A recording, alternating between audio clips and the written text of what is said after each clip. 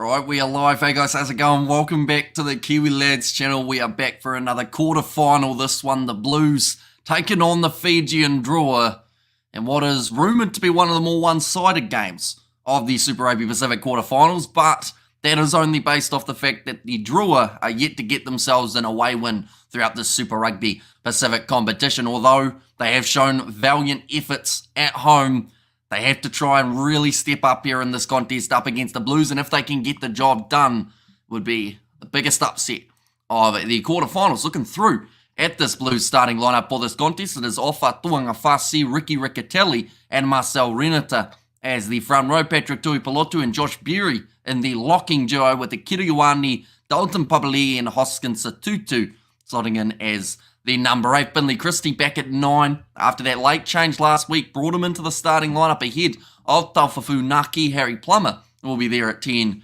ready to go for another matchup. AJ Lamb in the midfield alongside Rico Ioane, so no Bryce Heem still out with his injury. Caleb Clark, Mark Delia, and also Stephen Petafeta there at number 15 for the Fijian Drua. It is going to be Natave, Ikanaveri, and also Masaki Dongai as the front row. In terms of the locking duo, it is Vothi Vothi. Now, he actually started the season as a 6 and now has really transitioned to number 4 extremely well. Rotui Solia is also there. He is the number 5. Tony Wanga, Kitioni Salawa, and Meri Derialangi are going to be the loose forward trio in this contest. In their backline, it is Frank Lamani. He has been a little bit ill-disciplined over the last little while, and he's a bit of a concern for myself in this game for the Fijian Drua. Armstrong Ravula will be on his outside as the number 10. Kimi Valentini and Osefo Masi in the midfield with Nalanga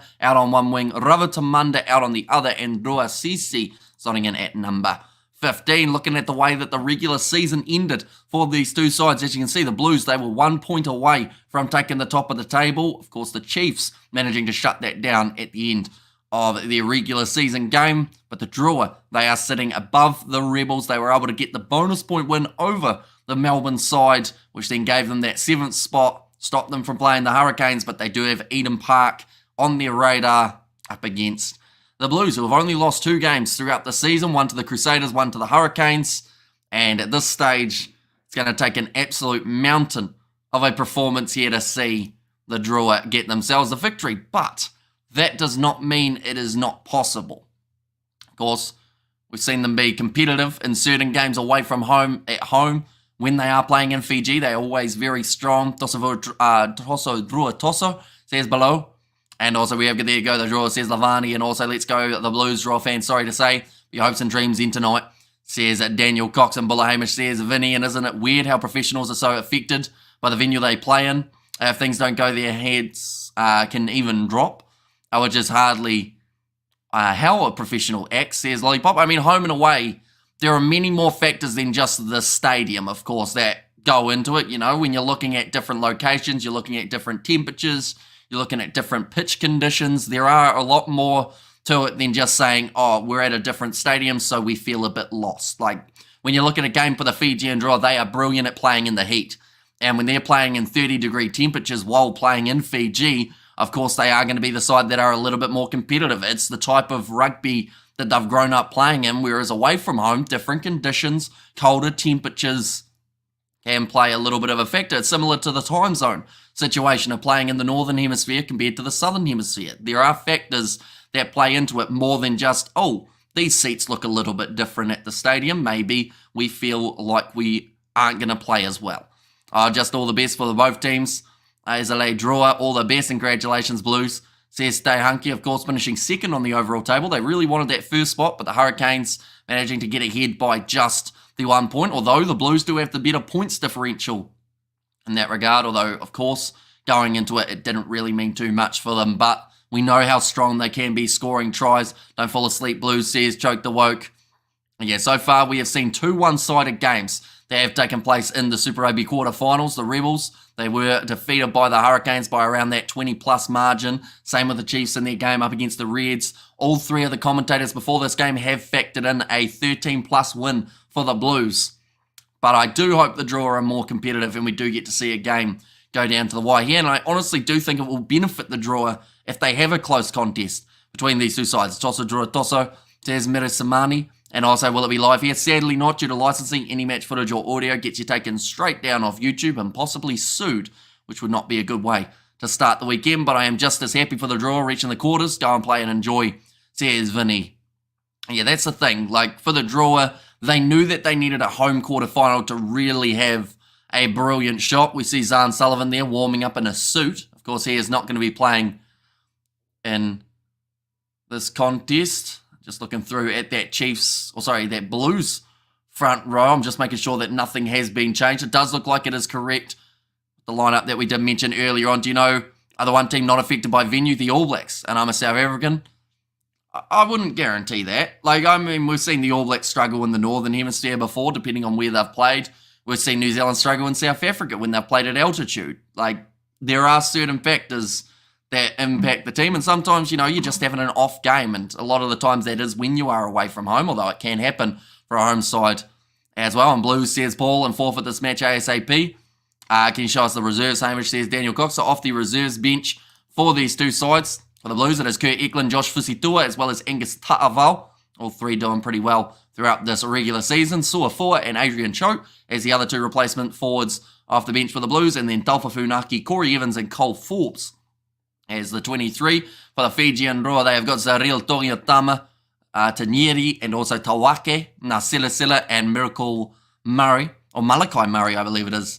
And number 20, Ilya Thanakai Vata as 21. So they have gone with the 6-2 split here for the Fijian Drua. Penny Matawalu and Caleb Muntz, the last two off the bench. And looking through at the most recent games for these two sides, the Drua getting themselves a nice win over the Rebels, 40 points to 19. Whereas the Blues, they were able to beat the Chiefs 31 points to 17, but it was the last minute Josh Ioane try for the Chiefs that stopped the Blues from having the possibility of, if the Hurricanes win all their games, the Blues will not have a home final. Instead, they would have to travel to Sky Stadium for the contest between those two sides. Is Caleb Clark playing tonight? He certainly is. He's going to be out on the left wing. My prediction is 32-25 in favour of the Bulls. Can we see the lineup again, please, says Mitchie. So looking through at the Blues starting lineup here, it is going to be Ofa, Toinga Fasi, Ricky Riccatelli, and Marcel Renata in the front row. Then in the locking duo, Tui Pilotu and Berry, Kiriwani, Papali, and Satutu as the loose forward trio. Christie and Plummer, the 9-10, with AJ Lamb and Ioane returning at number 13. He was supposed to be there last week, but he did get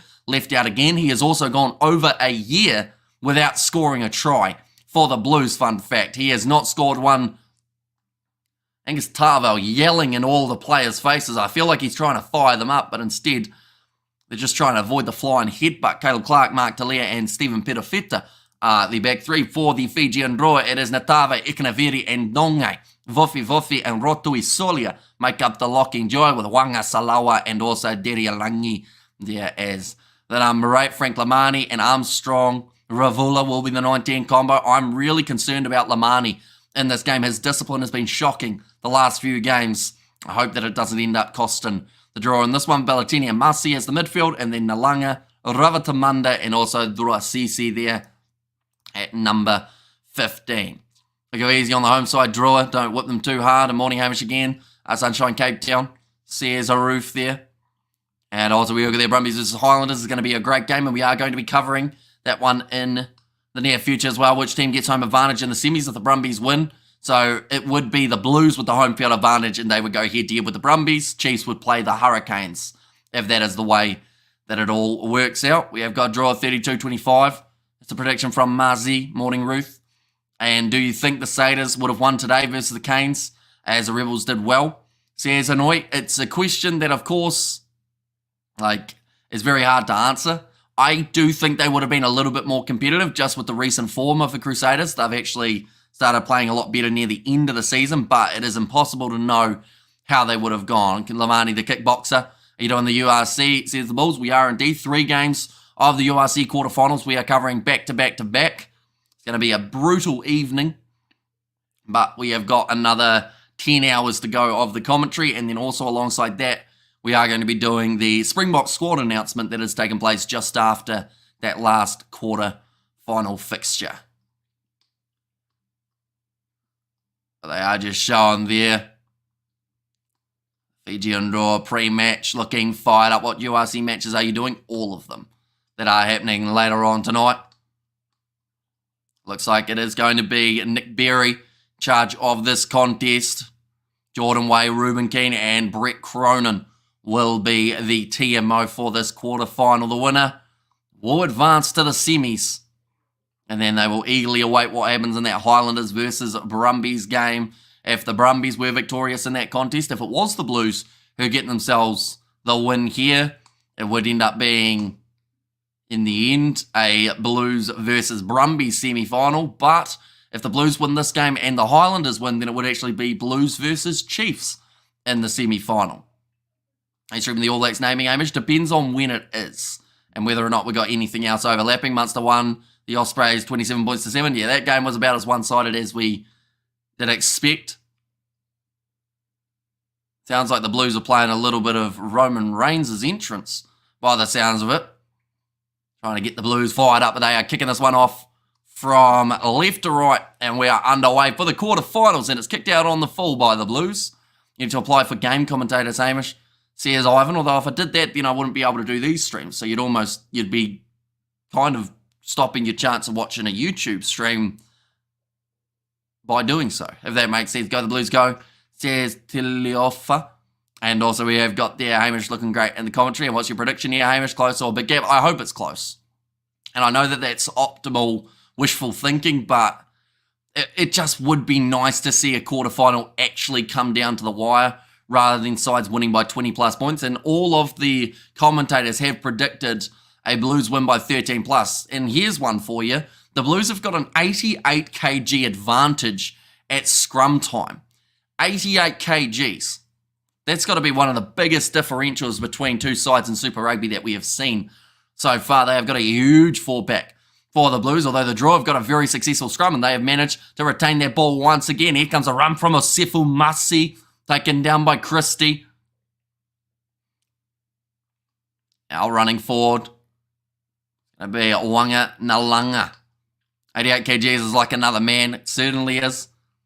DSTV doesn't work, so I'm here, says the Bulls. And the three matches should be good in the URC. I hope they're a little bit more competitive than the Super Rugby quarterfinals. That is going to be the early penalty going the way of the Blues for obstruction from the Fijian Drua. And Blues will win, go Blues, says Tiliofa.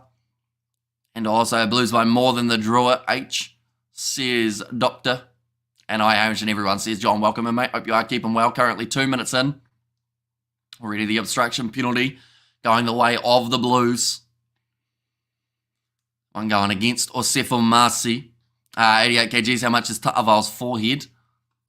Well, I don't know whether it's quite 88. It'll be up there, though. He's going to be coming off the bench. Of course, Angus Ta'aval, he's actually had a pretty handy season overall. I know that people weren't too sure whether or not he would return in form after his long layoff, but yeah, just a little bit of obstruction there as Osefu Masi was running through. Mistakes will happen all night from the Drua, says Daniel Cox. Although we've already seen an error from the Blues as well. They kicked the ball out on the full, didn't they? Off the very first kickoff of the day, but now going for the rolling maul here. Doesn't look like it's making a huge amount of meters. And that's going to be against Walanga. Again, getting themselves penalised. In fact, no, it was Wanga this time. Now Harry Plummer sells the dummy. Trying to burst through Blues to face the Hurricanes in the final. Seth Tane. Now back across. Caleb Clark. Trying to go through. Tackled low by, I believe it would have been the big man, Natave. 88 kgs is young to Alangi's weight. Blues heavy forward, tied. Drua is down, although the Drua have gone with the 6-2 split off the bench. I believe that is to try and mitigate some of that big forward pack of the Blues. They haven't gone anywhere with their attack, so now we are going back for the original penalty in favour of the Blues. That one against Antonio Wanga. Higuares and Sunwolf has to come back. Says Bulls. 3.5 minutes gone. And this is an early chance for the Blues to take on 3 points if they want it. But they look like, once again, this is what they actually did in their last game up against the Chiefs. They said, nah, we don't want 3-pointers. We know we can get more than that. Of course, it's one of those mindsets that can either hurt you or they can help you. And in these type of playoff games, you need to make sure that you're getting points on the board. We saw the Chiefs use it up against the Reds. Yikes, I saw you from distance in the chat, bro. Says, stay hunky.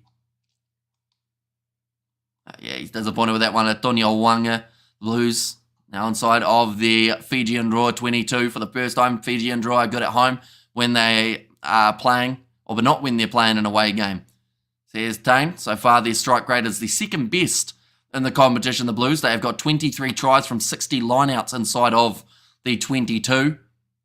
Means almost 50% of the time they get themselves a try. Lucky bounce to the ball. Sits up for the Blues after they did lose the lineout. 12 is not enough teams. Says a balls, and that's going to be the penalty to the Fijian Drua. I believe it's Kitioni Salawa this time who manages to win the penalty draw. May surprise people. Says Mitchie. And also Malo, my brother, Ivan Storm.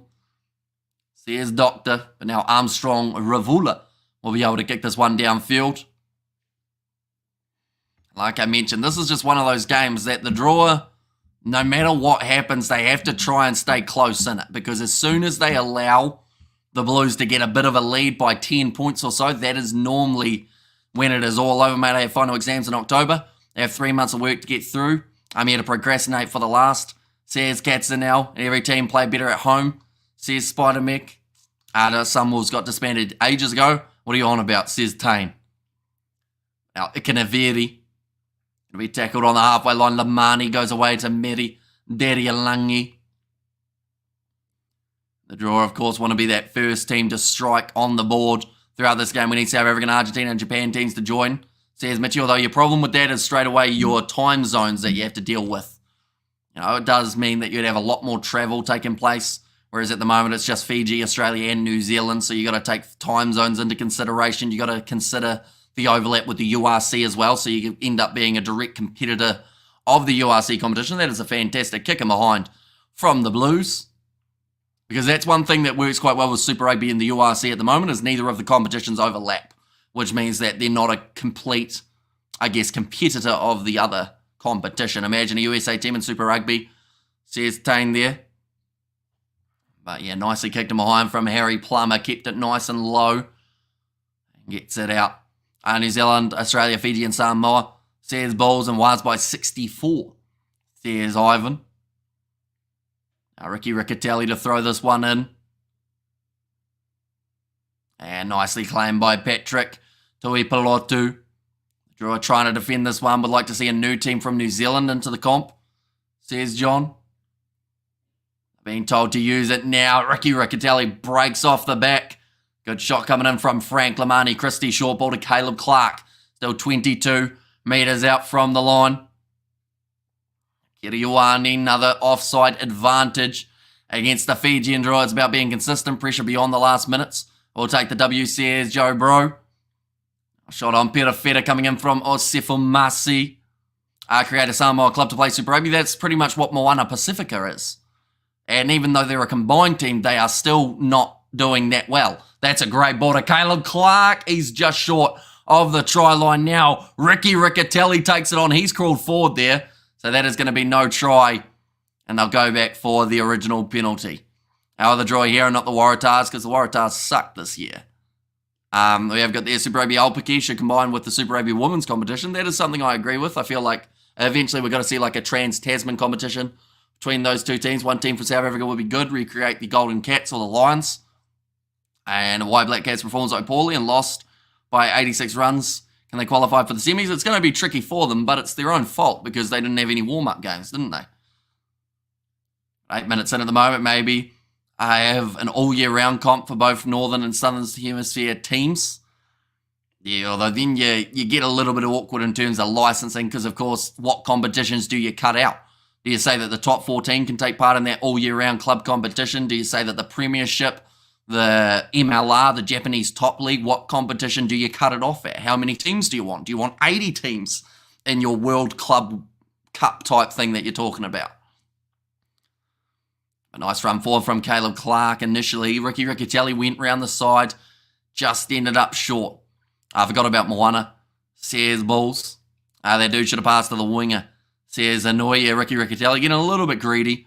Going for the try himself, although to be fair, when the Blues have been 5 metres out from the line, they have scored pretty often. That one's going to be dragged down. Good defence from the Fijian Drua as they look to trap this ball in, and they will. Hang on. Papa Lee's popped out the back door. He might have actually scored this through the middle. NPC cut that comp. What about Tonga? Tonga are a part of Moana Pacific's team. Fiji, Tonga, Samoa, and Japan to join the Rugby Championship. Tosa Drua Toso, says Lavani. And Austin Sadutis will score the first try tonight. Right, they just want to check to see if Dalton Papali'i's actually scored this try here. On-field decision is no try. How did the maul go down with Papali'i bursting through the middle of it? We're going to see the replay here.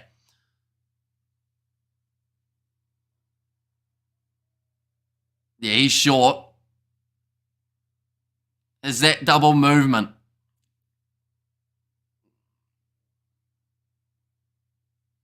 It's going to be a try for Dalton Papali'i. They decided that the amount of time it took him to get the ball down was still considering one movement. I used to be in Super Rugby in the 90s, I think, before it became Super 10s. Why does it take them a lot of time to get a try? Says Ivan. I mean, the Drua defence it's been solid enough. It's just the fact that they've given away so many penalties early on, but they weren't sure how that ball's popped out. Nick Berry was looking for it. He didn't realise that Papali'i had actually gone straight through the middle of that rolling maul and slammed the ball down for the try. 5-0, says Bulls. Looks like now Harry Plummer will be lining up this kick. Do you think Super Rugby has an attendance problem? Says Katzenell. I mean, depends on who you talk to, doesn't it? Because some of the teams do actually get a decent attendance overall, but I'm in no qualification of position to really judge what numbers teams need to be able to break even and what numbers teams require. I know that Super Rugby, in terms of viewing numbers, has been very high over the last 3 weeks, based out of New Zealand. I think they've had about 1.9 million viewers when the population's only 4 million, so that's pretty handy. Like, you'd be pretty happy with that. If Otago win, do they play the Blues? Says Anoi try whom? It was Dalton Papali'i who managed to score that first try for the Blues. And at this contest, go the Blues is the best, says Fa'ave. And also lol, says Ivan. But now score is 7-0 in favour of the Blues. Going to be kicked off by the Fijian Drua. 10 minutes gone in this contest. Austin Satutu, that is now, I believe, his first touch of the day. Of course, he is trying to chase down that record for most tries throughout a regular season for the Blues. Kick downfield from Harry Plummer. Nicely taken by Liza Drua Sisi. Put up the kick. It looks like he's gone a little bit too deep with it. It will be inside of the 22. And the mark is taken by Harry Plummer. And come on, the Drua Hurricanes versus Blues final, maybe. Says the Bulls. 7's a good start. Says Spider-Mech. Harry Plummer. Getting that one into touch. He was almost outside of his 22 when he struck that one, Harry Plummer. But I believe he had his foot on the line, which is still considered in. Now getting ready for this line out to Veda Ikanaveri. Been one of the standout hookers throughout this competition.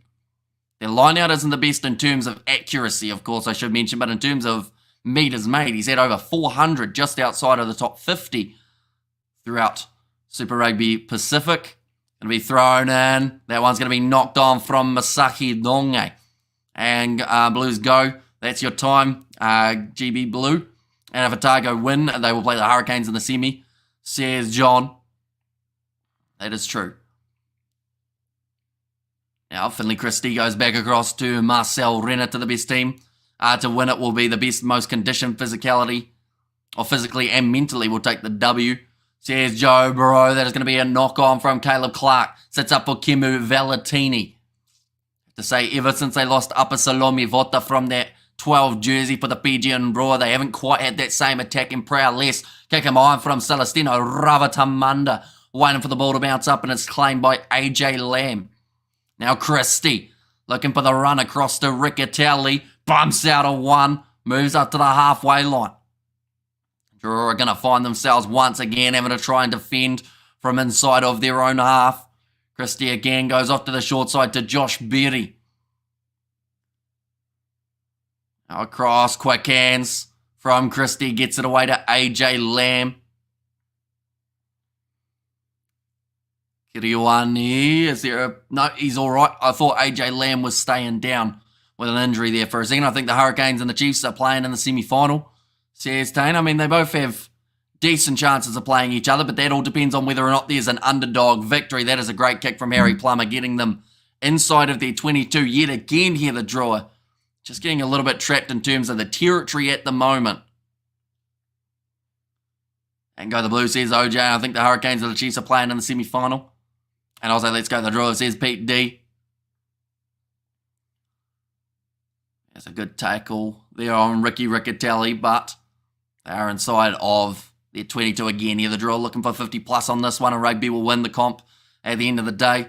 Says Doctor is going to be thrown in, overthrown again from the Fijian Drua, but this time it is claimed by Meri Deryalangi. Lamani looking for the box kick. Chiefs Super Rugby Chance 2024, says Ivan. About 30 metres out, the Blues again will have themselves another attacking chance here. As tricky as it's going to be, the Drua have to try and find a way out of their own half, because if they can't start mounting some sort of attack soon, the Blues, like we have seen throughout past games, they will just continue to score try after try. And Blues Super Rugby champs, and assuming the Blues win, the Landers are able to beat the Brumbies. It sets up the perfect AB trial for 2 weeks in a row, says Mega World. Yeah, I mean, 4 New Zealand sides through to the semi-final would be quite the achievement for the Kiwis. Of course, the Brumbies coming in as favourites for that game up against the Highlanders, but it will be a hard one to judge. So Tutu breaking through one tackle, then tackled by his opposite number, Caleb Clark. Pick and go around the breakdown. Kiriwani cross to Marcel Renata. And the Blues always slow off the mark. I won't say warm up whoosh. Says Spider, now Dalton Papali'i breaks through 2 tackles. To 22 metres out, Christie tries the sniping run. I think he was trying to get the offside advantage, and instead he's dropped the ball there, Finley Christie. It's gone backwards though, and the Blues are still in position. Here comes Ofa Tuangafasi. He's been scoring quite a few tries over the last few weeks. In fact, yikes. Come on, men. And now nice run from Rico Ioane, who's gone over 365 days without scoring for the Blues. They'll go back for another penalty though in favour of the Blues. Go Blues, sorry. Drua's not winning tonight. I will show you on Facebook. We have a Facebook account for the Kiwi Lads, but we haven't really used it at all. So probably not really. So tell me, Hamish, why are the Rebels being kicked out of Super Rugby Pacific? Is it financial problems? There's a lot of backstory behind it. I don't know the necessary or the whole story of it, but there's behind the scenes stuff that was going wrong for the Rebels. Can the Blues score 60? I don't think so. I think that, yes, they'll be able to score themselves a few points in this game, but I don't see it being 60. I'd like to think that the draw would be a little bit closer than that anyway. Let's go Blues, your time champion, says for Ave. They're just showing it there. Yeah, it was Osefo Masi who got himself caught in an offside position. Rico Ioane, it's a good run forward from him. He needs to score a try to build some confidence. Like I mentioned, it's a long time. I've got the fitness video I was talking about. CZ in there as well. 73% possession compared to the 79% territory of the Blues. Looks like Patrick Tuipulotu getting a little bit more strapping on his knee. Could be brother Ivan. Could be brother. Says Doctor there. Like I've just said, no one wants injuries at this time of the year.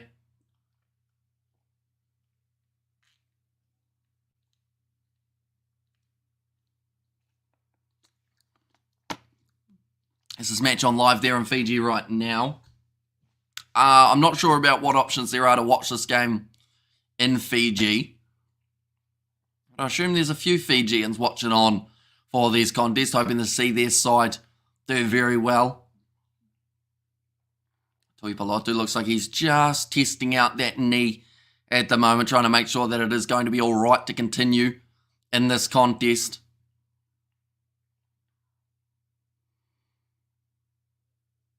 There are quite a few injuries already. Rico, best left winger in the country, says Pete D. And got to get to work soon, Hamish. We'll check in with you later. Go the Blues, says Ruth. And also the Blues can go over 50s.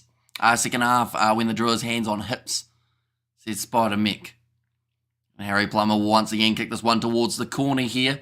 Good evening, Hamish. Looking forward to some great commentary today. Ruth has sent cold weather up from Cape Town to Durban. Poll 45% for Fiji. Well, I want to know what they are drinking, says Sandra.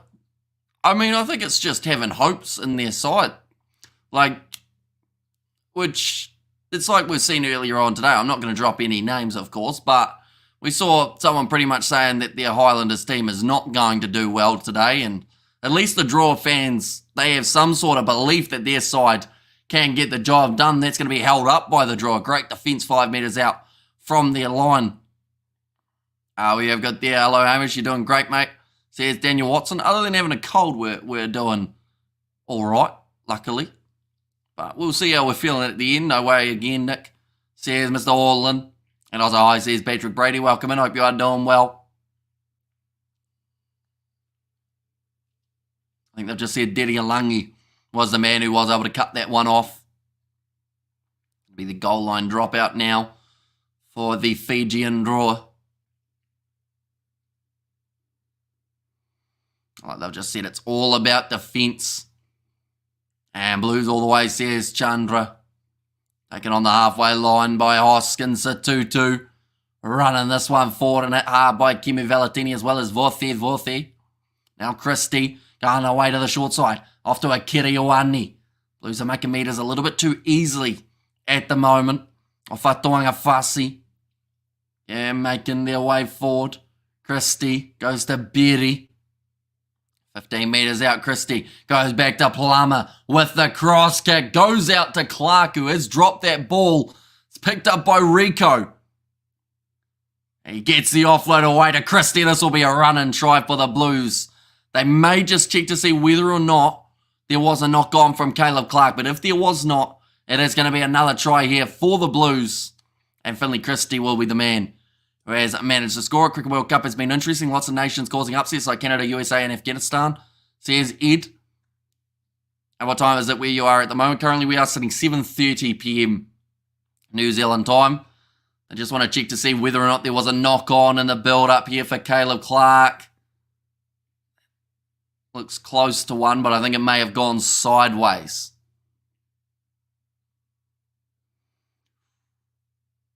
Okay, they're saying that it was backwards. And then Rico Ioane managing to get that try assist away to Christie. Okay, they've just said that he never thinks it actually touches his hand or his arm. I think it's going to remain as a try, and that will now give the Blues a 12-0 lead over the Fijian Drua. Highlanders can make a bit happy. What you think, Hamish, says Mr. Orland? I mean, they're the most likely to win today in terms of the odds for those matches, but it's a tricky one. It seems like the home field advantage at the moment for the sides who are ranked higher in qualification have really helped them out. Now, from 49 metres out, it's going to be a chance for Harry Plummer to line up this kick. Chiefs versus Hurricanes in the first semi at the Cape Town. Says Ed Smith, only if the Highlanders don't beat the Brumbies, or else it would actually be the Chiefs versus Blues at Eden Park. Oh, slipping over for Harry Plummer, and the kick is still going to go over, making it 14 points to 0. Looking like a blowout, says Debater of Everything, and I had Reds, Hamish, and yes, I knew where they were playing, says Mr. Orland. Yeah, I don't think many people anticipated it to be so one-sided between the Chiefs and the Reds in that contest. Like, I honestly thought it was going to be the closest game of the weekend, but the Reds just unfortunately did not show up for that contest. Brumbies to beat the Highlanders, says Daniel there. Now, ball's going to be at the back for Hoskins to 2-2. After 20 minutes, the Blues currently up by 14-0. We haven't actually really seen the Drua with an attacking chance. Cross kick goes out to Mark DeLeo, who is tackled well by Nalanga. Now Perafeta looking for the kick in behind. It's going to be closed out on the fall, but I believe it's just stayed in the field of play. Fiji is going to win this game, says Cunilio. A nice, beautiful Blues team. Same they showed up in your backyard too, says Mr. Orland. And morning, evening, mate, says Felicia. Welcome in, mate. If you are keeping well, Brumbies will be in the other semi for sure, says Ed Smith. Now 20 minutes in. They've had a couple injuries recently, the Brumbies, so that might be one thing that slightly concerns them. I don't think they've got James Slipper for this contest. I believe that he has been left out due to injury. That's going to be nicely claimed by the Blues. Breaking forward here.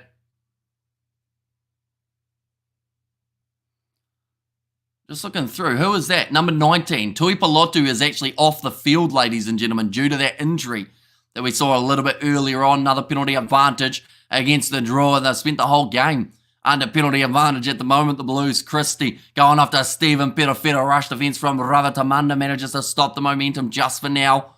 It may only be a matter of time for the Blues to break through and get themselves another one. Kiriwani has knocked that ball on. They'll go back for another penalty in favour of the Blues. I feel like it'll end with 50 plus possible, and just says it stay hunky, and Auckland Blues says Victor. A nice beautiful blue team. And enjoy your day. I hope your French boss takes it easy with you. And yesterday evening, Munster didn't impress me at all. If they play like that, they won't beat the Stormers or the Glasgow Warriors, says Monet Lagrange. Well, the benefit that they've got at the moment is they are through to the semi-finals. And to be fair, the way that the Ospreys played, they didn't really need to be on their A game. So it's one of those ones that until they face a side that is going to be competitive with them, like, we're not really going to see, I don't think, the best Munster that we can see. We got this, bro. Save the drive for the semis, boys. Looks like they are actually going to be going with the 3 points here for the Blues. Straight out in front of the post. Yikes, switching stream right now. I knew it. Says stay hunky. And I'll say save the drive. And also, how's your finger? Still flicking the garden soil. Now lining up this one, Harry Plummer. Be an easy extra 3 points for the Blues. And that one has gone over. 14 points becomes 17. Still to the nil of the Fijian Drua. All right, Drua, you can do this. There's a Vinny there. A Blues versus Brumbies. Chiefs versus Hurricanes.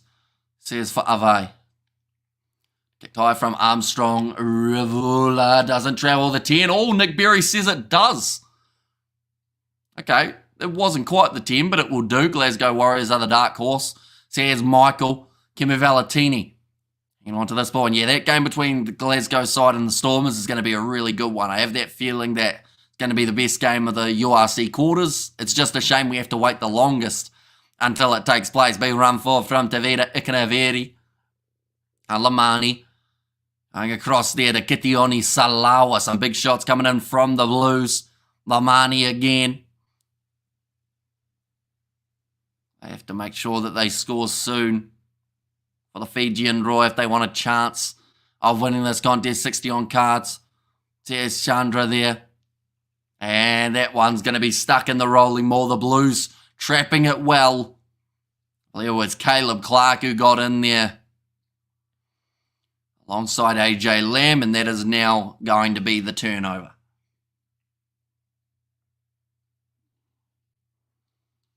Okay, Dalton Papali'i just complaining to Nick Berry at the fact that he didn't feel like it went 10, even though, like, the Blues have now got themselves the ball anyway, so it's not the end of the world, is it?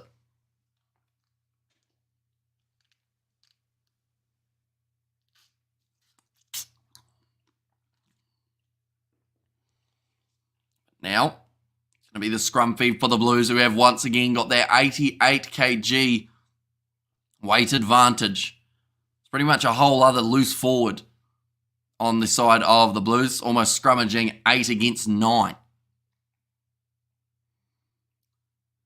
Mate, you sound angry, Hemi, says Mr. All-In. I mean, I don't understand why Papali'i was complaining. It didn't cost them in the end. He's been a bit of a whiny over the last couple of weeks, I've noticed, which is weird because I always thought he was, like, not that way inclined, but over the last few weeks, he's been whining more to the refs than he has been actually concentrating on playing, which, you know, if that's the reason he misses out on the All Blacks, I'd probably say, oh, well, talk less. So you're telling me if the Stormers beat Glasgow this evening, the Stormers have no chance next weekend semi-final against Munster? Who said that, Mornay Lagrange? I feel like you're just trying to put words into someone's mouth, trying to get someone in trouble by the sounds of that. But now, ball is going to be fed in by Finlay Christie. Oh, he almost got punched in the face there by the Fijian Drua prop when he was binding. There is going to be the free kick now going the way of the Blues. Tui Pilotu is there on the sideline with some ice going on the knee. Hope that it is not going to be anything too serious. You did, Hamish. I mean, I feel like you've tried to read between the lines of something that wasn't actually said. Because when did I say that the Stormers wouldn't have a chance up against Munster. All you said was the Munster side didn't look that good. I said to you, Munster normally look a little bit better when they're playing tougher opposition. At no point there did I say that means they're going to, well and truly demolish the Stormers like you're trying to make out.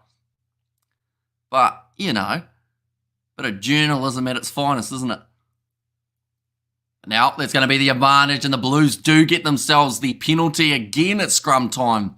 That extra weight, I would be gobsmacked if any Satyrs make the ABs but one.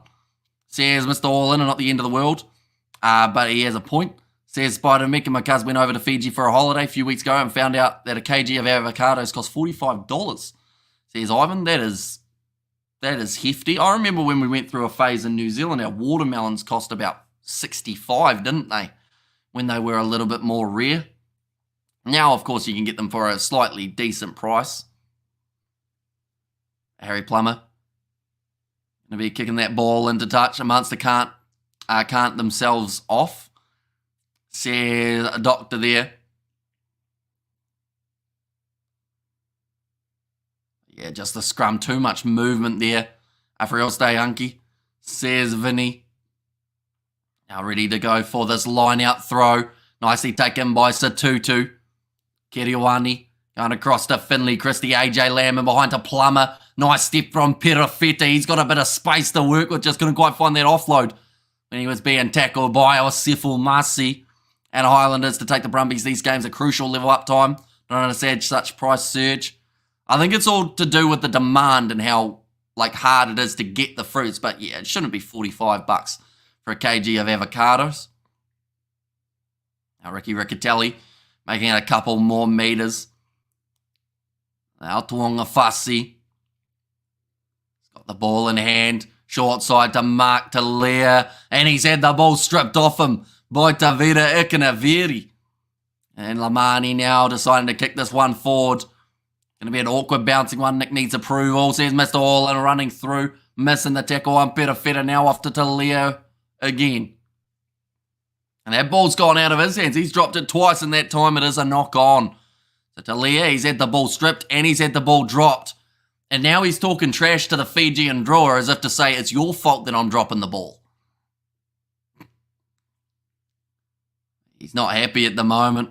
Mark Talia getting let down by his hands. Finally someone with initiative, says Debater. And also we hear the yes from a supermarket somewhere there in Pakava near Peel Resort, says Ivan. So yeah, Kitioni Salawa was clapping at the drop ball and Talia started swearing at him. But of course, scoreboard at the moment does speak for itself, 17-0 in favour of the Blues. You probably know what Stay Unky out of season probably, says Vinny. Now this will be one of the first attacking chances for the Drua if they are able to retain this ball. Fijian Drua, they have the best scrum of all teams in the competition. 99% success. They've won 107, they've lost 1. But up against an 88 kg advantage Blues side, it's going to make it very hard to get that ball out. And there we go. The penalty goes the way of the Blues. Like they've just had a bit of trouble at scrum time.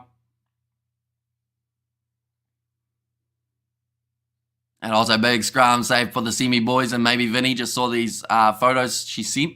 Says Ivan. Currently 7 penalties to 1.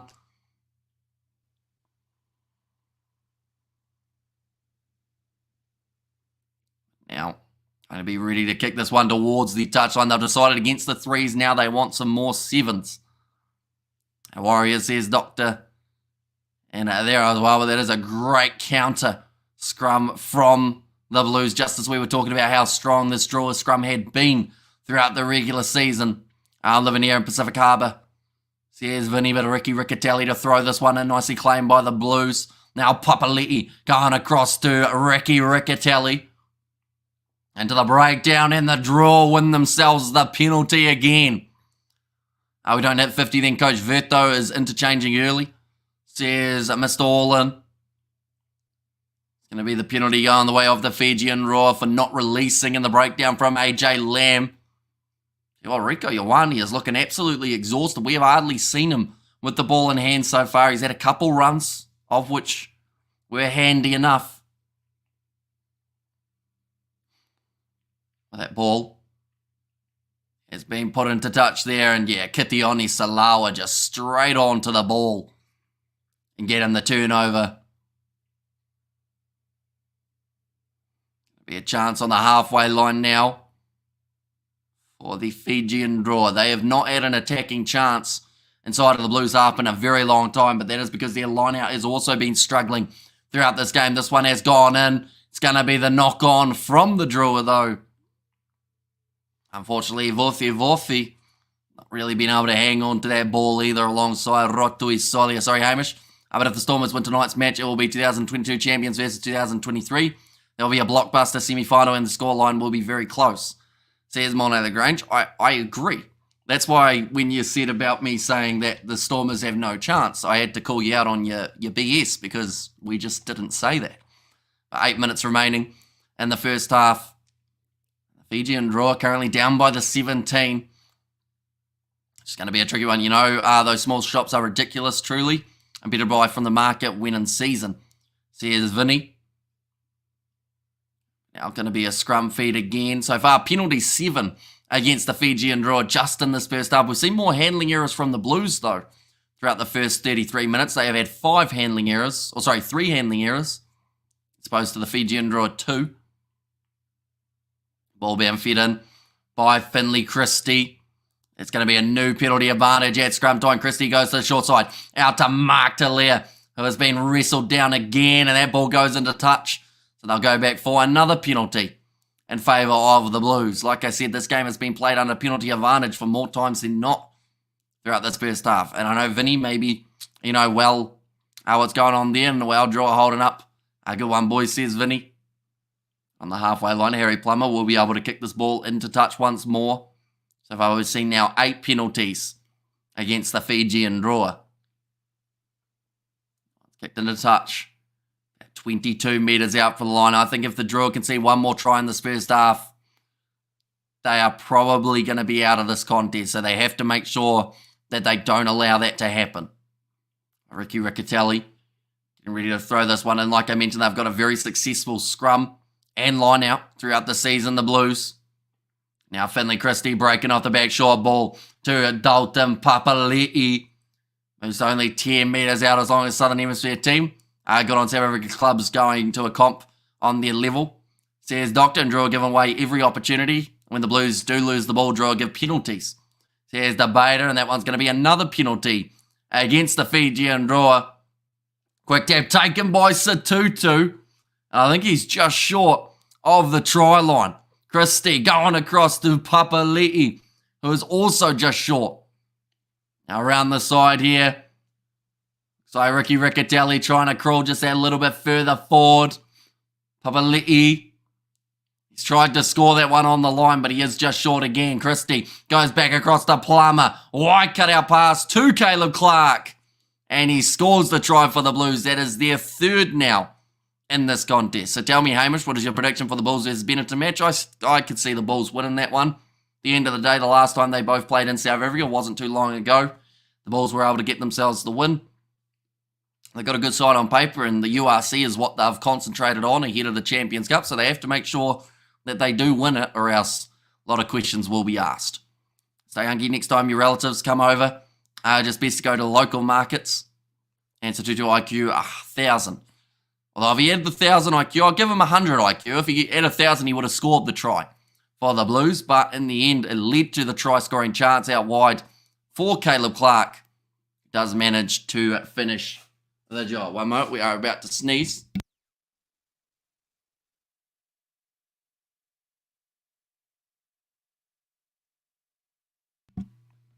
We are good. Hopefully that worked. I did mute the microphone rather than muting it through my software. And Caleb Clark, nice. Says a Vinny there. Now 35 minutes down, and the Blues have got a 22-0 lead over the Fijian Drua. Seems like the quarterfinals being one-sided is going to continue, which also still begs the question, should it have been a top 8 that make their way through, or should it have just been the top 4 from the get-go? seeing as there were only 12 teams. Now Harry Plummer, one's missed away to the side, bless you, says Norma Jean. 4 minutes left, no conversion for Harry Plummer there, but 22-0 on the board for the Blues. And Bullshit win, they are only a South Africa club with all 4 Super Rugby titles, says Doctor. Kicked off short from Armstrong Ravula. That one has travelled the 10, and Josh Berry has knocked it backwards. Christie goes to a Kiriwani. Draw. I feel like they know that they need 1 try in this first half to have a really good chance, possibly the worst half performance in rugby history, says Debater. I would disagree. I think that almost goes to the Chiefs last week up against the Blues. They were pretty shocking in that game. And that one now, almost a turnover there for the Blues. In fact, it is. Now Hoskins at 2-2, going in behind.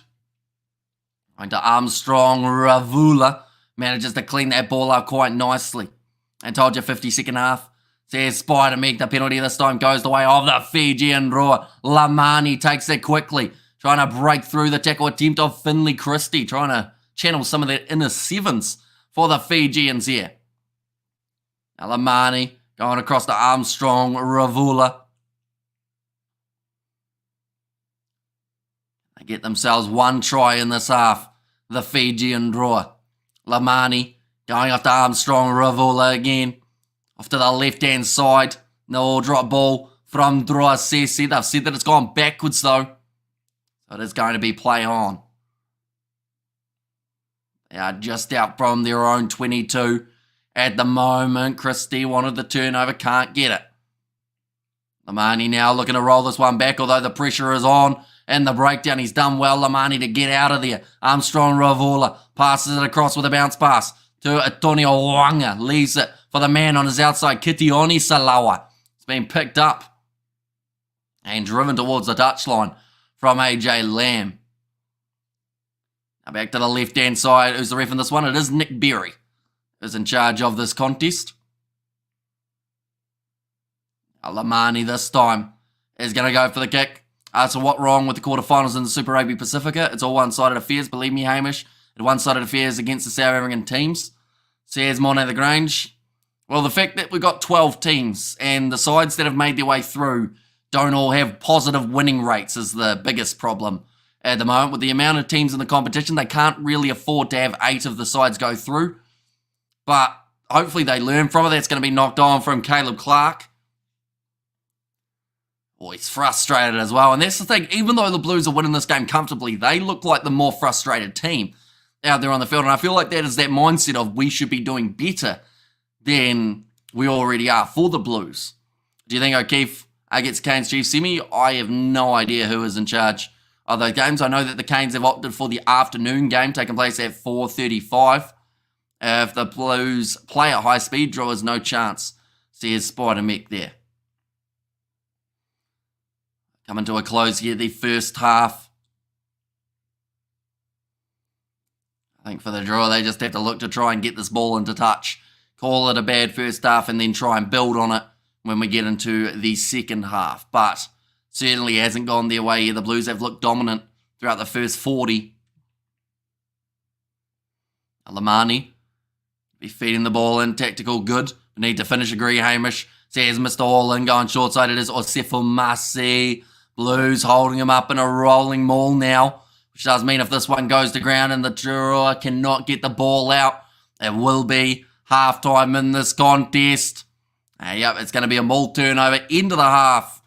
22 points to nil the way that it currently sits. Vinny said from a Korean supermarket there, a few minutes drive out of Pack Harbour. And is that so the Canes fans don't have to freeze as much? Maybe a little bit, but also I think it's also to do with that dew. That as you get later in the evening, of course, it's a little bit more slippery.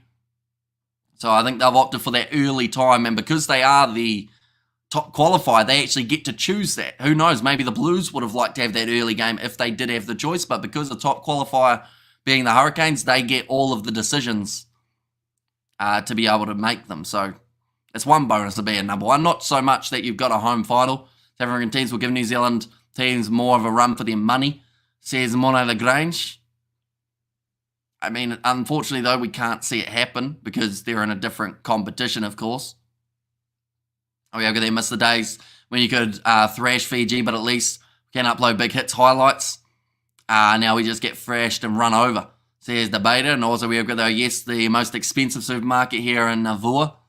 And kick time, be back in 5 or 10, says Spider Meek. But yeah, second half, not too far away from getting underway, ladies and gentlemen. Of course, the later game that has taken place is going to be the contest happening between the Brumbies and the Highlanders. That one is the 9:35 p.m. kickoff here in New Zealand.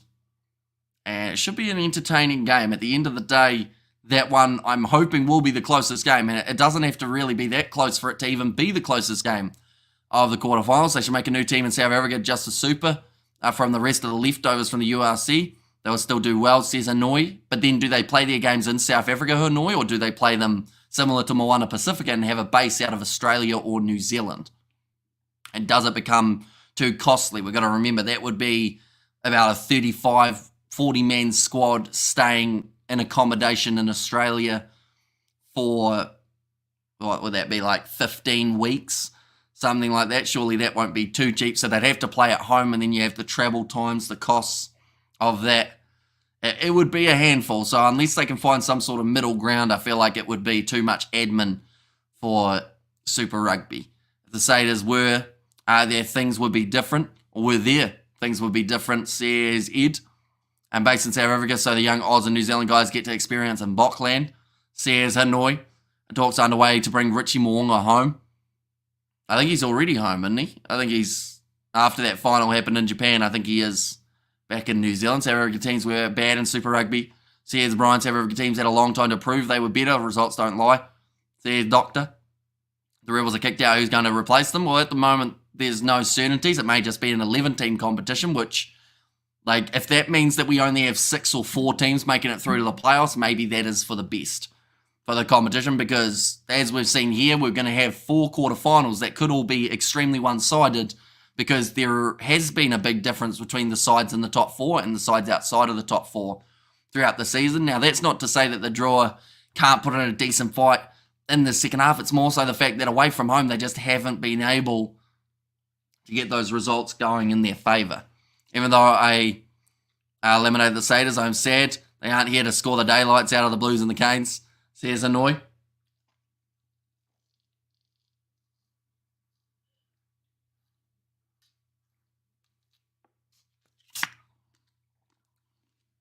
I mean, that is a question, though, that people have been asking.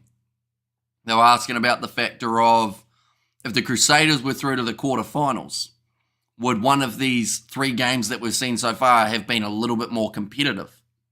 And I honestly do think, yeah. But it's the thing, they didn't do enough throughout the regular season. As the RG side based in Argentina next year will mean a lot more travel for everyone, says Ed Smith. So yeah, I don't know what their plans are. I don't think anything has been confirmed for the Higuares as of yet. But yeah, traveling all the way to Argentina for certain teams, like, it wouldn't be so bad if there were 2 teams over in Argentina, because that way you play one of them, you stay over there for an extra week, and you play the other the week after. Sorry, I was a bit sidetracked from the rugby. A no choice, but yeah, prices in Fiji are skyrocket, says Vinny. Australia get more titles with 3 different teams. Hey, Mish, what did your family think of the cricket? I mean, they expected New Zealand to struggle up against Afghanistan, because if you're going to go into a new competition and not have any warm-up games, you're always going to look a little bit worse. The fact that only about 3 of the New Zealand players have been in action over the last few months as well, that hasn't helped New Zealand. I could really disrupt everything, says Ed Smith. So yeah, like, it's nice and easy for people to say, like, we want to see a side from Argentina, or we want to see a side from South Africa or Japan or USA. Like, it's easy to say that, but then the technicality of having to ship teams to that location, bring them away, where do you base them as well? If they're based out of their home nations, that's going to add a lot more travel time to Super Rugby. That's going to extend the competition, which means probably less games for teams as well because of that travel period. Qatar has put in $800 million into rugby. They should buy the Rebels and cover all travel costs of South Africa and Argentina too. Says, Hanoi Crusaders suck. Glad they aren't on the playoffs. Says Daniel Cox. 800 million, well, they must really like rugby. I don't think they really do. It's just more of the case of they want to have their hands on every kind of major sporting. Like, we've seen it with football, we've seen it with golf, we've seen it with tennis. Like, it's more so just having a whole heap of money and wanting to be able to say we've got our shares in all of these different types of sports as well. Was there a special tribute mode or made for the Rebels at the Cape Tin? Don't think so. Not that I know of. Yeah, they want fingers in all the pies. 800 million, no way, says Stay Hunky. And boy looking at the score. Says Vinny there, island teams can be included. No, they've got the URC. They are taking part. And of course, you don't want to take anything away from other competitions for the sake of growing Super Rugby. Like, the Irish sides will stay in Ireland. South African sides will stay in South Africa. Maybe they can make up a team from the other teams from South Africa, such as the Cheetahs or the Rikwas. But overall, it would have to be a team that's not already a part of another competition, because or else you're just taken away from another comp to try and grow a different comp, if that makes sense. King Country got more international scalps than Munster. Are they third grade club level in New Zealand? Says Doctor, if the South Africans are bad, Brian, South Africa still beat New Zealand in that World Cup final. Don't call South Africa. He was calling their club teams bad, Mornay, from when they were in Super Rugby, seeing as they only had the 3 titles of the Bulls. But, in terms of international, of course, we've seen South Africans do extremely well. Just their Super Rugby record is what he was referring to. Crusaders suck, please don't be nasty, because they didn't qualify for the first time in 16 years, says Charisse. Yeah, at the end of the day, they are still multi-time champions, the Crusaders, and I feel like a lot of sides are enjoying the fact that they can say that the Crusaders are bad this year, because so many other times they've had to say the Crusaders have beaten their side to win a Super Rugby title. Do you think if the Kiwis can be selected for the ABs from Oz teams, more would come to Oz? Maybe. Shake your dreads. I don't have a lot of dreads to shake, unfortunately, Bob. But, if I did have some, I would shake them for you. And no, Stay Hunky. We just give up on the nicer foods, says Vinny. Yeah, they're showing some of the aggressive runs from the Fijian Drua throughout this game. Unfortunately, in the first half, though, they just weren't really able to step up. I mean, Kitioni Salawa has looked great.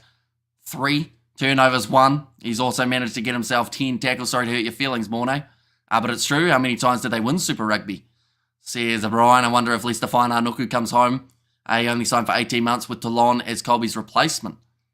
Not sure, because I know that he has made it clear that he is more interested at the moment in terms of the club, or franchise rugby rather than international. So maybe we do see him back at the Crusaders in the future. I can feel a red card coming for the Drua tackle, says Hanoi. Or the Brumbies play in the semis. At this stage, it seems like the most likely outcome for the Brumbies would be to play the Blues, and that would be at Eden Park. But there is also the other factor, which is if the Highlanders can cause an upset up against the Brumbies, then we would actually find ourselves in the situation of Highlanders playing the Hurricanes and the Blues playing the Chiefs. And Georgia shows again, are they no good away from home, says Charisse. Angle 1 blue, and only thing in league I watch and follow is Origin.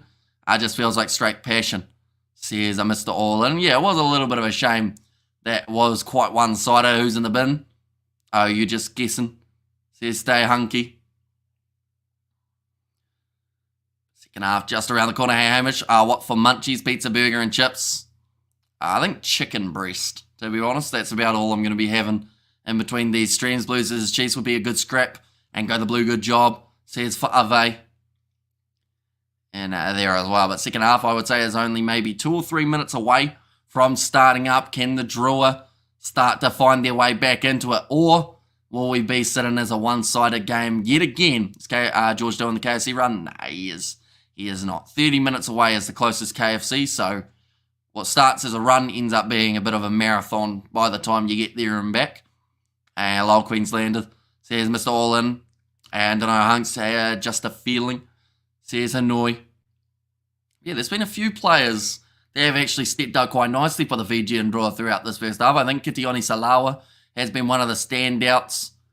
Robert Tamanda's been pretty active throughout that first half. Tavita Ikanaveri, his lineouts haven't been the greatest. Azan Sullivan playing, he is not, no, due to injury. And while I'm excited for the second half, and Drua needs to get back on their feet, says Adal Nivalu. Spaghetti bolognese for dinner, Hamish. Not for myself. I've got chicken. Are you covering all the 3 quarterfinals of the URC? We certainly are. It's going to be a mission and a half. But that is the plan, to cover all 3 of them. And D-Mac should try win a gold medal in Paris, says Hanoi. Could be a possibility. I mean, we might actually see more rugby union players transition to 7s in the future. We've seen it for Hugo Keenan recently for the Irish, Antoine Dupont, Michael Hooper. All those guys going from the 15s to the 7s. What happened to Ruben Love? Anything bad? So just a knee injury, I believe, was what left him out. Spaghetti bolognese for me, Hamish, says Daniel. And also, I've got there, I bet on over 60 points. What's happened? Says JYD. I mean, at the moment, you've had 22 points. It's a decent chance that we might see a ramp up. We got a donation from Blues Nate as well. Thank you very much, mate. Greatly appreciated for your generosity. I have to go towards some sort of food fund, won't it? At the Lights Boys, says the beta. And also, Draw needs to go to the well. Only problem is it's left dry, says Mr. All In. And also, hashtag Blues, says Ivan shout mum and dad, says Blues Nate. And there as well. But second half, very close. Ladies and gents, a nice night, that donations. Says Vinny, that can almost buy a kg of avocados, Vinny.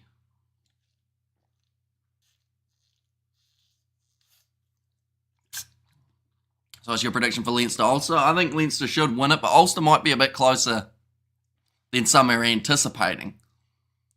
Because I saw that Ulster have about the same chance of winning, according to the betting odds, as Benetton have to beat the Bulls. I feel like Ulster should be a little bit closer in their game up against Leinster, definitely after some of the performances we've seen recently. Domino's has a new pizza, Philly cheese. It's bloody good, says JYD. Philly cheese. Might have to give it a go at some point. Wah Hamish, says Vinny. And Blues Nate Wild, says Ivan. And who is that number 8? Who's that number 8? I think he's talking about Blues Nate. But if you're talking about the Blues number 8 in the game, it is Hoskins Satutu. Now we got the KFC ad. That's normally the last ad we have before getting back into the rugby, I believe.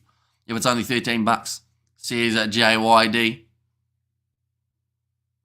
But now we are back almost underway for the second half. Off the benches, a few handy enough players to make their way onto the field. So far we've seen 3 tries scored by the Blues. Papali'i, Christie and Clark as the 3 try scorers.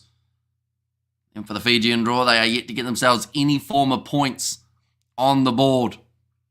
They've just said they're only 15 carries at the moment. Got any game time for the Blues? Not that I know of. Not recently anyway.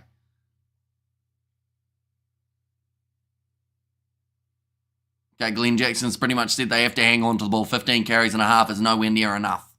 Surgery is Fijian, says Vinny. 9 penalties, though, going against the Drua. 17 defenders beaten by the Blues compared to the 7 of the Fijian Drua. My prediction for the semi-finals, Bulls versus Leinster, Munster versus Stormers. What do you think? Says Amorne. It's a possibility.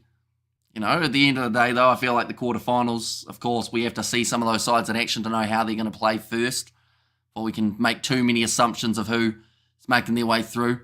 They should have stayed at the Satyrs, says Ed. Right, Paul Tito, pretty much saying more of the same for the Blues, except they need to be just that little bit more clinical when they get their opportunity. So Thompson is on the field for the Blues. And that is due to that injury earlier on of Patrick Tuipulotu.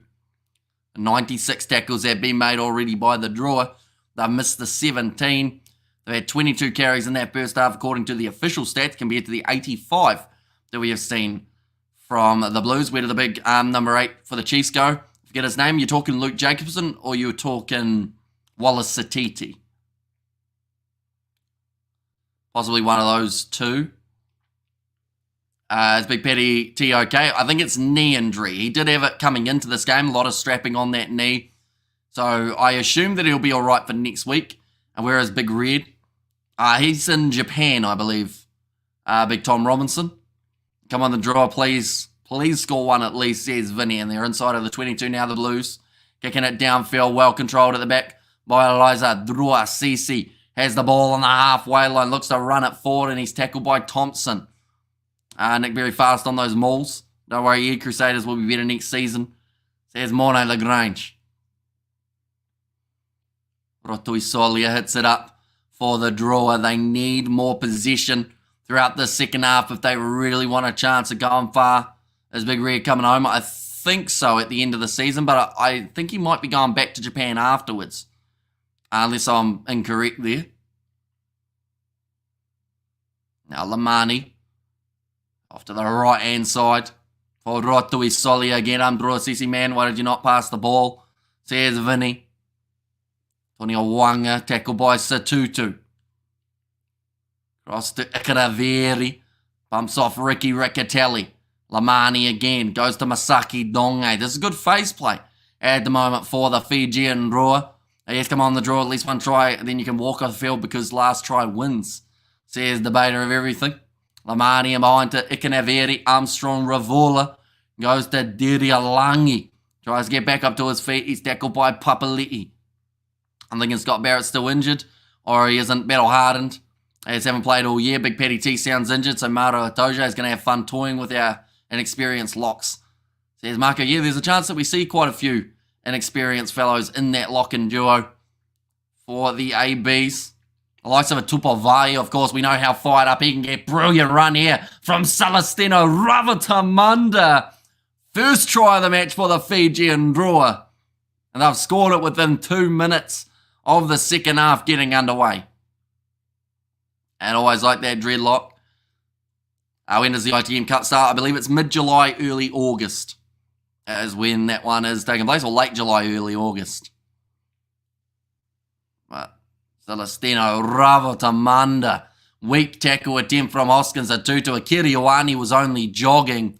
And then from there, Christie outpaced, Plummer outpaced, and Ravatamanda goes straight through for try number 1 for the Drua.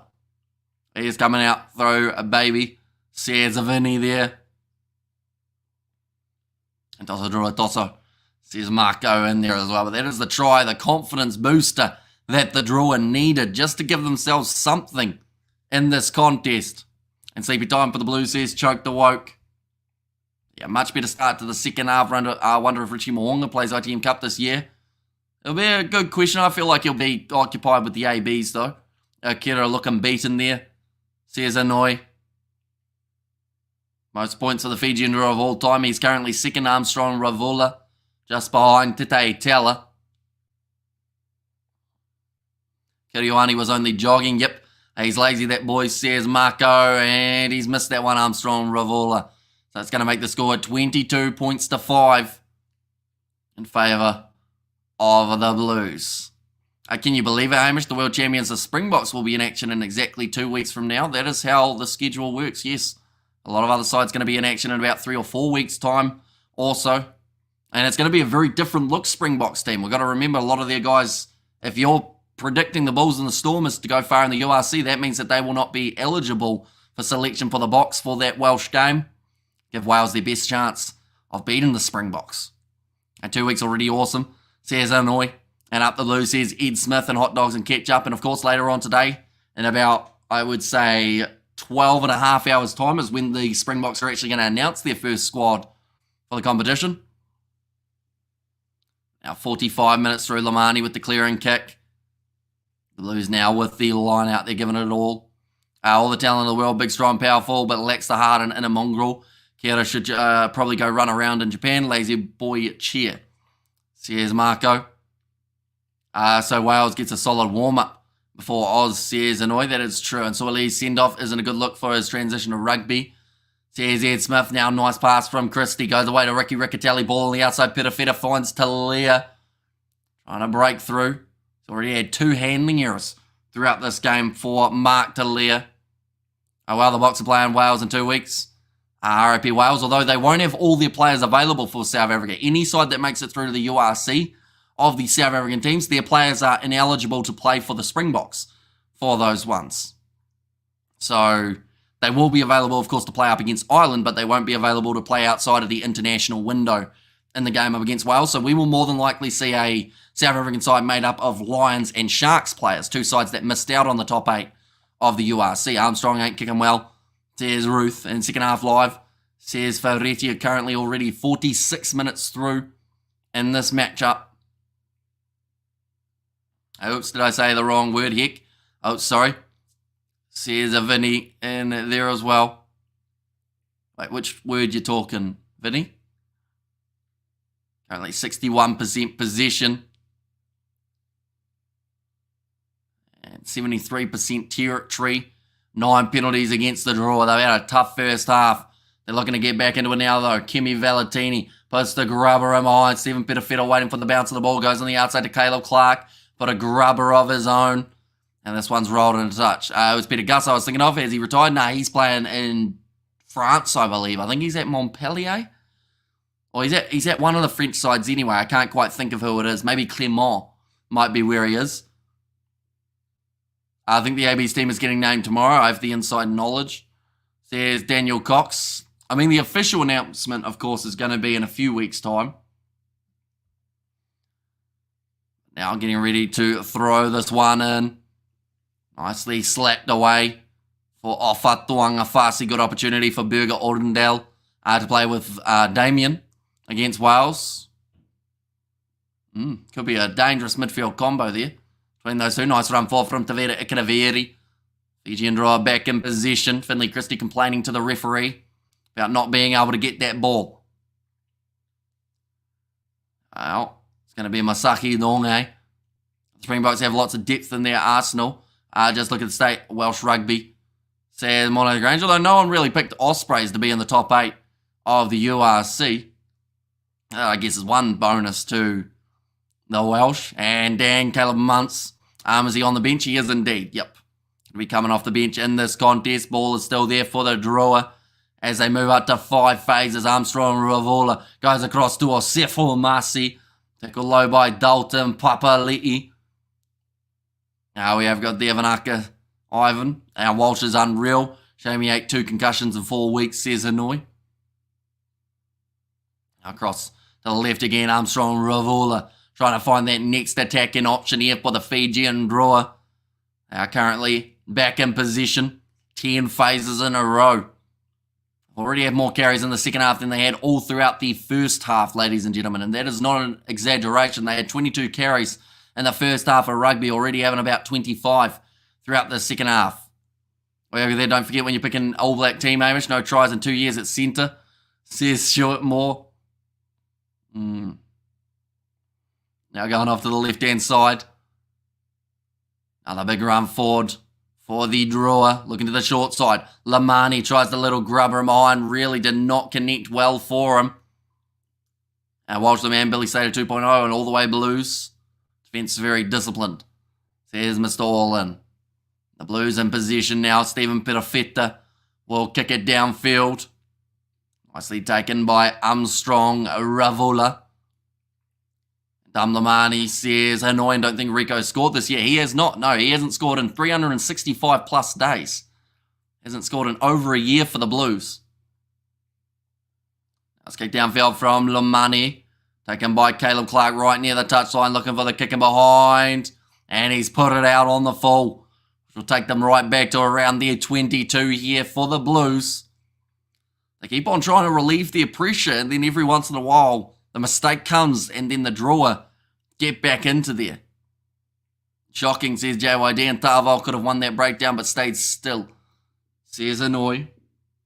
Like they've just said, the Drua now have to concentrate on being able to win a line-out, which has been relatively tricky to do throughout this game. A go dry, I don't want to be greedy, but another try, please. Who would be your AB starting 15, Hamish? We're going to be making a video about it in the future. Of course, it would help to actually know who's going to be in the All Blacks to start with. But we might do one before they announce it as well. But currently the ball is in play for the Drua again after winning their line-out. Drua CC trying to run through. Another tackle made. Oh, Dalton Pabali rushing up close to being offside there. What the heck to Armstrong, did not kick through. Says Vinny. Did I say that? I don't know if I said those exact words. Why don't you live the game rather than talking? You ain't playing. Says Bensville. Well, Bensville. Because there's a thing called copyright, which most people know of course. So if I showed any match footage I would get copyright struck. I would get probably sued by Sanzar. And the ones who complain about not showing the game aren't the ones who offer to pay for the lawsuit. So that is why we don't show the game. But depending on whereabouts you are in the world, there are options of being able to watch it. Most of the time, though, you have to get the gorse out your pockets and pay for it. But now sitting about 35 metres out from the line now, Lamani going back across to Armstrong Ravola, looking to shift this to the left-hand side. They haven't really used their full back line throughout this contest too often here for the Fijian Drua. Now Dalton Publi in off his feet. And thanks for your commentary, Hamish. Big ups to you, says John. And also we have got there, as well, Jordan retired. He is not, no. He is just injured throughout this whole season. Blues defence is solid, or they have given away the penalty this time. I believe it's against Blues 6, Akira Ioane not rolling away, which then meant that Rico Ioane was not able to get that turnover. Blues defence is solid. That's okay, bro. There's Bensville there. He is not allowed to. Dang, I didn't win Powerball, says Novmum. Well, hopefully you didn't spend too much money trying to win it, Novmum. Because that seems to be what does happen quite a bit. A lot of people put too much money into it and then they don't realise that if they don't win, they don't have any money left. Well, they call it the sticks. Says Mr. Orlin. Yeah, just trying to find that next Gabakira showing his worth. Says Annoy. I'll be able to kick this one towards the corner, I believe, for the Fijian Drua. I'd like to think they wouldn't take on the 3 points anyway. 3 doesn't really get them anywhere here. They're taking on the 3 points. Why are they doing that? If they get the 3 points over, they move up to 8. They're still down by 14, which is still 2 converted tries just to get back to a drawn situation in this game. This seems like a terrible decision from the Fijian Drua. Definitely because Armstrong Ravola has not nailed a kick today. He's missed his first attempt. Is that going to cost the Drua here? You silly Lamani, says Vinny there, but now Armstrong Ravola lining up the kick. He's missed. Great decision, Fijian Drua. Spent 51 million, 3 points, weak mindset. Exactly right. Like, the thing is, it didn't gain them anything. If they had got it, like I mentioned, they'd still be 2 converted tries down, and then they'd need something on top of it. Why not push the Blues a little bit harder, get to 10 points down, and then you can look at taking your 3s when you need to. Anything, Hamish, brother? Hope you're doing well, mate. Here, all cool, no worries, says Beauty V. I am doing all right. Still dealing with the cold, but we're getting there. Angus back in the black jersey this year, says Mr. Orlin. He's got some silly decisions, says Ivan. Now running this ball forward. Gonna be Ilya Thanakaibata, yes, Hamish, waste of a penalty. Because, like, even if it went over, there was going to be no benefit for the Fijian Drua. They were still going to need 3 tries to be able to win this contest, because I don't think they'll stop the Blues from scoring throughout the next 27 minutes. Oh, Antonio Wanga. Nice running forward. Adrian Choke gave him the double knees to the back there by the looks of it. Or it was Josh Berry, in fact. Ball still there. Lamani. Looks like Thanakaivata maybe a little bit slower getting back up to his feet. The Groot and Taukiaho. Says JYD. Oh, yeah, is there a massive Powerball this weekend? I think it was like 50 million or something like that. He should be in the under-20s comp, not on Super Rugby. Says Ivan. Armstrong Ravola. Going across to Celestino Ravatamanda. Good low tackle made by Papali'i.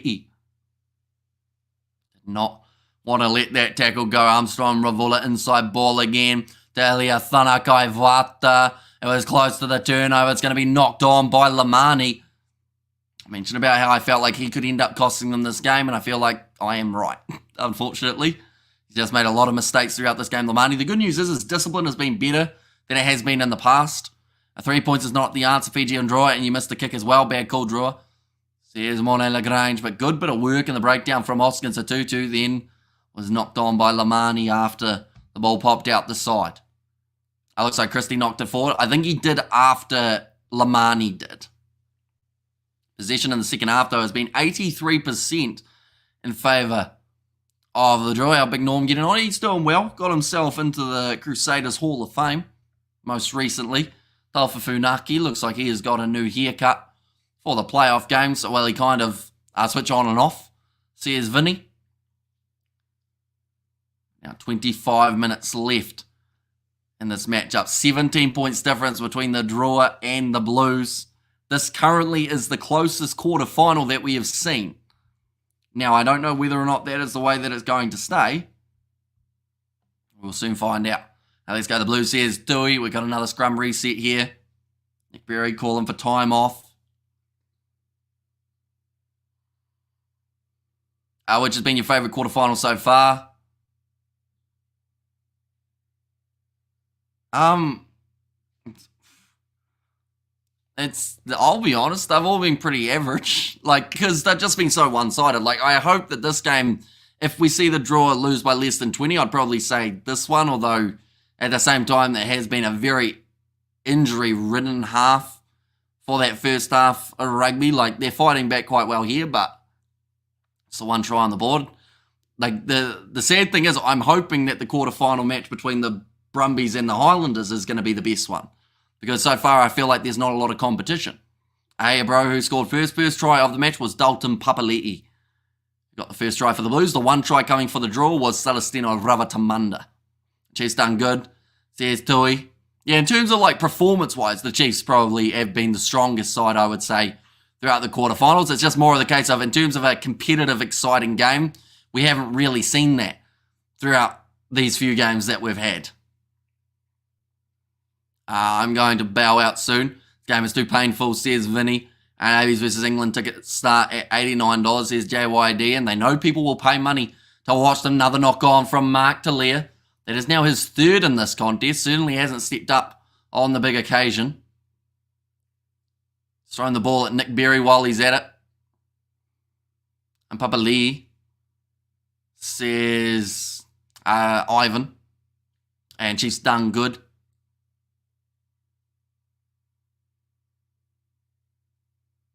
All right, it sounds like 2 penalties were actually in favour of the Blues there. They just have a decision of deciding which one they would prefer.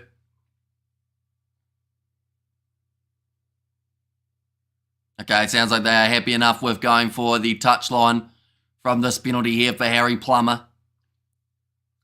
Should you tell me the score afterwards through Coconut Wireless? Says Vinny. The students will fork out in the zoo. Says JYD. Well, that's the thing. It's not very often you see England play in New Zealand, let alone in New Zealand. Normally the only time you get to see it take place is normally in the Rugby World Cup. We don't have many tours up against the English, so it is great to see now that they are going to be going head-to-head. Still 23 minutes remaining in this contest, though, ladies and gents. If there is going to be a time for the Fijian Drua to get back into the game, they need to score very soon. But the Blues, with their line out, nicely claimed 30 metres out from the Drua line by Thompson. Now slowly starting to march forward that little bit more. Now off the back, Ricky Riccatelli bumps through one. Slowly work towards the touchline. Tosa Drua, says Alisa. Kiriwani, looks like Armstrong Ravula has actually been taken off the field for Caleb Muntz. So he is one of those players who sadly did not get to take part throughout their Rugby World Cup due to an injury. Hey Hamish, says Kennedy, welcome in. Don't worry Hamish, the URC quarterfinals will be better than this one. Not as one-sided as the Super Rugby Pacific, although that first game between Ospreys and Munster was pretty one-sided as well. No, Vinny, I'm only here on the stream, I'm sorry, says Ivan. And where's Viv? Who's Viv? Also, Tosa Drua, says Mr. All-In. Just a knock-on coming there for Offa Tuangafasi, who has the ball. Well, the Blues had it at line-out time, and now due to their knock-on, it is a scrum feed for the Fijian Drua. Just showing that next game that is taking place in only about an hour and a bit's time. It's going to be taking place between two exciting sides in the Brumbies and the Highlanders.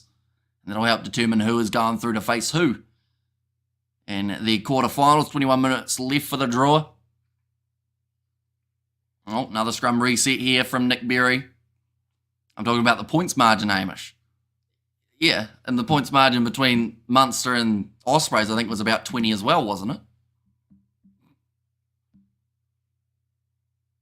And come on, the Blues, too many knock-ons. Cheese, says Spider Mick.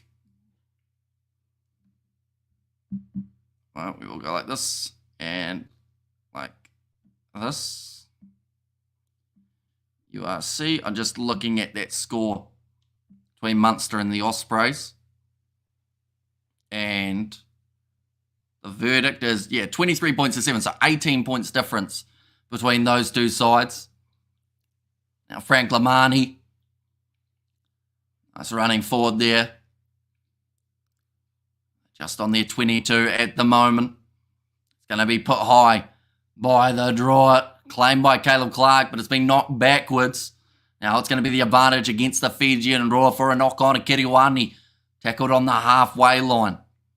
The draw had a lot of possession in the early stages. That's going to be the penalty for player leaving feet.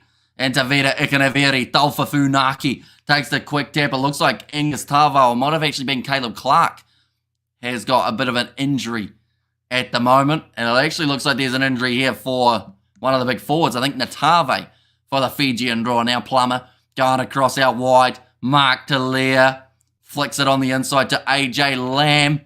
Almost got through, but they're 22 metres out. Blues fan, but respect to the draw. Says unknown user. And airball. Says a Mr. All-in there as well. Now Thompson. 25 metres out. Chance here for the Blues to seal the deal. Loose ball. Big shot from Frank Lamani. But there's a knock on again against the drawer. He's knocked it on in the tackle, they have said.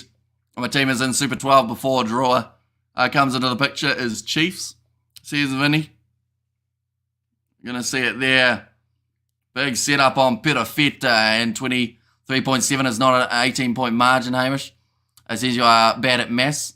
Sorry, I did the maths wrong there, and that's 16-point margin. Still a pretty one-sided one in that regard. At least you listened to me that time, Mornay, unlike throughout the rest of the live stream, where you've been making up the rubbish. But currently 21 metres made for Frank Lamani. One defender beaten in this match. Just not enough from the 9. I know that they have got Matawalu off the bench. Perhaps not a bad time to bring him out onto the field. Currently sitting 19 minutes left. There is not a lot of time for the draw to get back into this contest. 17 points difference between these two sides. And also we go there. Chiefs always remind me of a cheeseburger at Macca's. And yeah, Hamish says Ivan, and also now Super 14. Says Vinny. And also Morne Lish. It says JYD. Currently 19 points. Or 19 minutes, I should say, remaining. Not going to be the easiest one to come back into for the draw, seeing as they had so much of the ball with Caleb Clark. Okay, it does look like he's all right to continue. I believe it was something to do with his face. I think he might have got a bit of a knock on the nose. But for now, I believe he is going to be continuing in this contest. He is situated directly behind the scrum.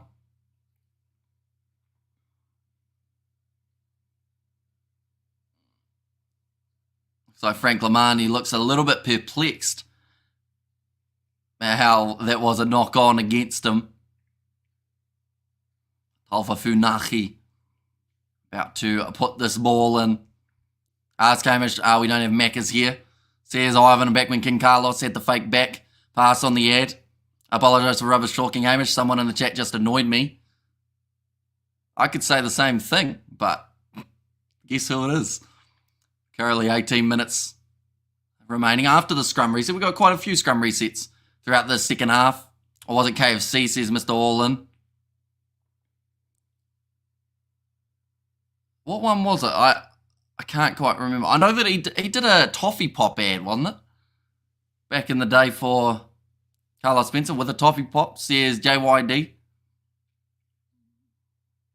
Who else did something? I know that there was an ad for the All Blacks which had like Conrad Smith and whatnot doing passes. Well, no, I tried that at school and it works. Says Mr. All-in. And Blues not 100% tonight. They up to something. Saves strength, I believe. Our big scrum coming in for the Blues. It's available for Hoskins. A 2-2 stolen by Lamani.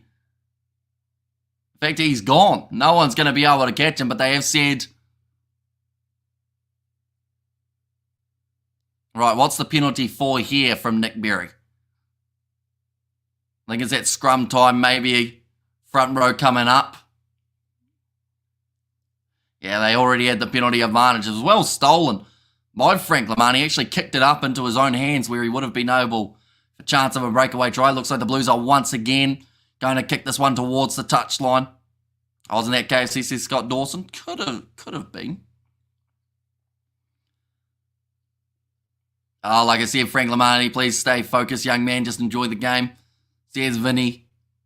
Currently, the overall stats in this game, territory is still 63% in favour of the Blues, even though, like I mentioned a little bit ago, the Fijian Drua had about 83% of the first 20 or maybe 15 minutes of the half. What was that penalty for? So it was for the front row coming up. So it wasn't to do with Lamani kicking that ball away, but it was for the front row standing up. Because I had to watch the replay as well, and they already had the advantage at that stage beforehand. Now looking for the rolling maul again, Kurt Eklund. Has it in hand. And it looks like they are creeping just a little bit closer.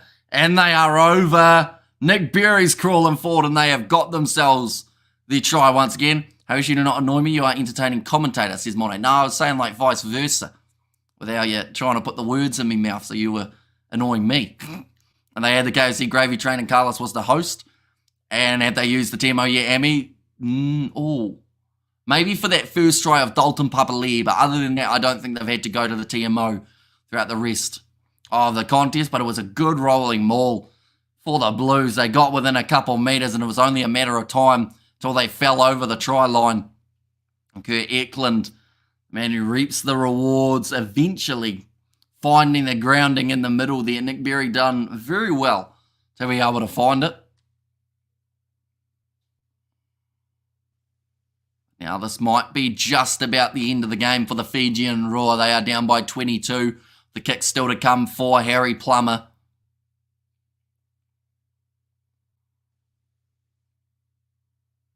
Now, Plummer sitting 3 from 4 today. It's 35 metres out. His kicks have actually all pretty much been on the same side. Eklund should start. Says JYD. I feel like the Blues are in a very good position of him and Riccatelli are both strong enough to be able to start a game, and it just depends on what they decide on who they go with. But yeah, Eklund always seems to be able to bring that impact when making his way off the bench. We come in for the Qatar. Says Mr. Orlin. 15 minutes left. Where's George Hammy? I assume he's watching this game at his house, although I got a notification a while ago on my PC saying he was playing Farming Simulator, so probably doing some sort of important farming business. Going to be kicked downfield. Mark Talia takes it nicely inside of the 22. Perafeta going across there to Akira Ioane. Now I'm getting bored. Says Vinny. Yeah, once again, we're going to have another one-sided quarterfinal in Super Rugby, which will make it 3 out of the 3 games so far. Riccatelli can't find the white line. Although I think he's had 4 tries throughout the season, Ricky Riccatelli, compared to Kurt Eklund, who I believe now has 6. So, you know, later on in the game, maybe that is when the Blues do start to use that rolling maul that little bit more. But yeah, I agree that sometimes the decision-making from Riccatelli isn't always the best.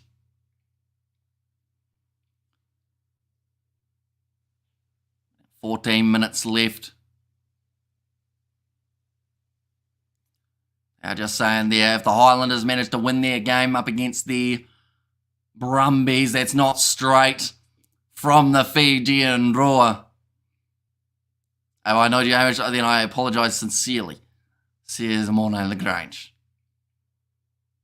Or don't do it again. But 13 minutes out from full time. I just want a close game in these quarterfinals as well. I feel like we are waiting for one that definitely goes down to the wire. Brumbies, like that's the thing. They could run away with their game up against the Highlanders, or maybe we get a close contest between the two sides. Tony Owanga managed to pass his HIA, so he's going to be back onto the field for Murray. Adrian Choke now just making his way onto the field. That will be for Akira Ioane. Looks like he is limping off here. We have got there a draw, use 2-man tackles because size-wise as a total mismatch.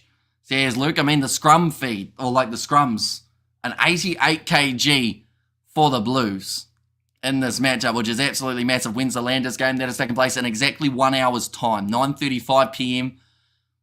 at GIO Stadium. I think I should put 300 on the Highlanders of the South then. Our congrats Blues, you have the spirit, kick more threes, draw, says the Beta.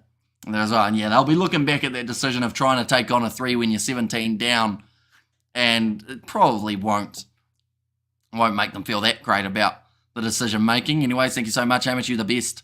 Cheers, Vinny in there. And of course, after that game between the Highlanders and the Brumbies, we have got 3 games back to back to back of the URC that we will be covering on the channel as well. That is a big push there.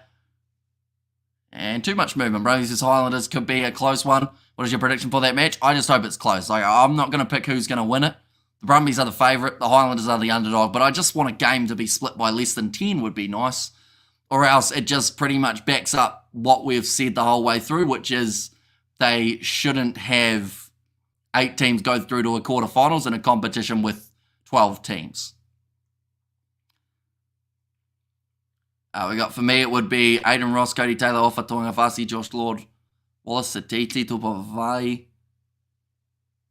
Is that in terms of a team where you're trying to play most players out of position, Daniel? Because if you're doing that, then you've done extremely well in that regard. USA beat Pakistan, that was close. Would you say your grand final, or what say your GF on the Landers, Hamish? What say your GF on the Landers? What say your... I keep thinking grand final, of course, from NRL. My girlfriend on the Landers? Is it? And I'm going to listen to some worship songs and bowing out. Thank you for your time, besides listening to the rugby through, Hamish. Highlanders by 50. Says Doctor, but 13 penalty now against the draw. With the number like that, my girlfriend, well, I'd need one of those first. But, yeah, I don't have one of those, so I can't ask them, sadly. Now Plummer, once again, going to be kicking it towards the touchline. Savia, Mark Delia, Sean Stevenson, says Daniel Cox. Forgot her name. Well, I've forgotten her name too, because I don't have one. Next time when the Chiefs play the Blues, eh? Says Vinny, now Ravatamunda. Passing across Eliza Drua Sisi. Now Lamani. And across to Tavita Ikanaveri. Oh, counter ruck coming from Josh Fusitua. I think he's almost got this ball. Yes, he does. 50. Says Ivan. Now it's going to be kicked in behind. Ravatamunda jumps on it. Only a couple metres out. Mate, what? Their loss? When are you talking from, Mr. Olin? You talking from like 2 years ago? Or like recently? Oh, this looks like an injury for Celestino Ravatamunda. Some sort of arm injury, perhaps. Maybe in the ribs. Up the wires. Says JYD. One's going to be kicked into touch. And yeah, this does not look good. I thought it was actually his arm, but it does look like it's actually his leg for Celestino Ravatamunda. The last thing that the Fijians would have wanted, not just for the draw, but also for the international side. Of course, he was definitely going to be in there somewhere. What happens if the Highlanders versus Brumbies is a draw? Then they go to golden point time. Who's winning on Brumbies and Landers, Hamish? I'm not going to tell you because I know you wanted to back someone, didn't you, in terms of the odds? I hope it's close, though. That's all I'm going to say. I hope that it is a close game.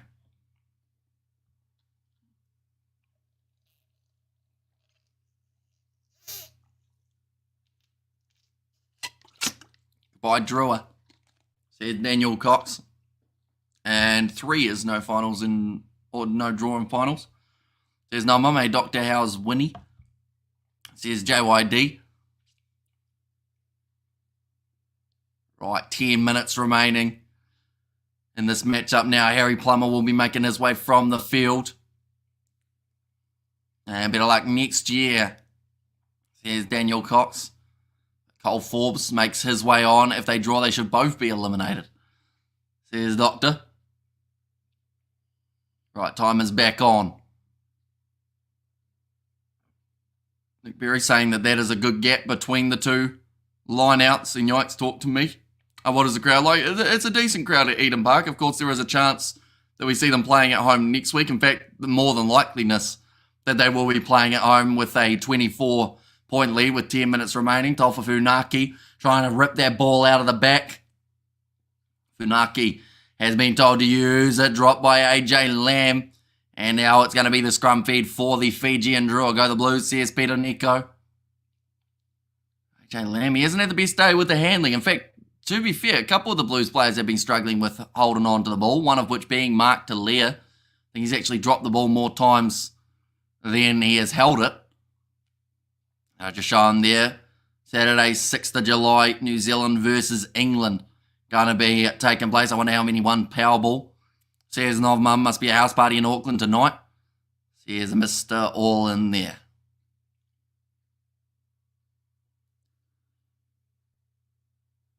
Still 9 minutes. And this one. Looks like some sad faces. And the stands there.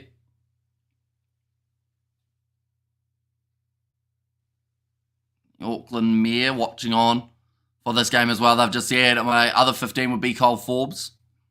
Says Daniel Cox. Now, Frank Lamani going off to the right-hand side to Caleb Muntz. Nice fend coming in there. Makes about 30 metres. And continues to get a couple more. Lamani now going off into the hands of the replacement 20. And that is going to be an offside advantage against Josh Fusitua for rushing up. They want to take the quick tap. They considered it. It looks like Caleb Muntz, though, is going to take charge and kick this one towards the touchline. Hi, guys. There's 123MS. Welcome in. You are keeping well. Of course, the next game that is taking place is going to be starting at 9:35 p.m. New Zealand time, and that is the contest between the Highlanders and the Brumbies. That is to determine the last team through to the semi-finals. I think that this game is all but won here by the Blues.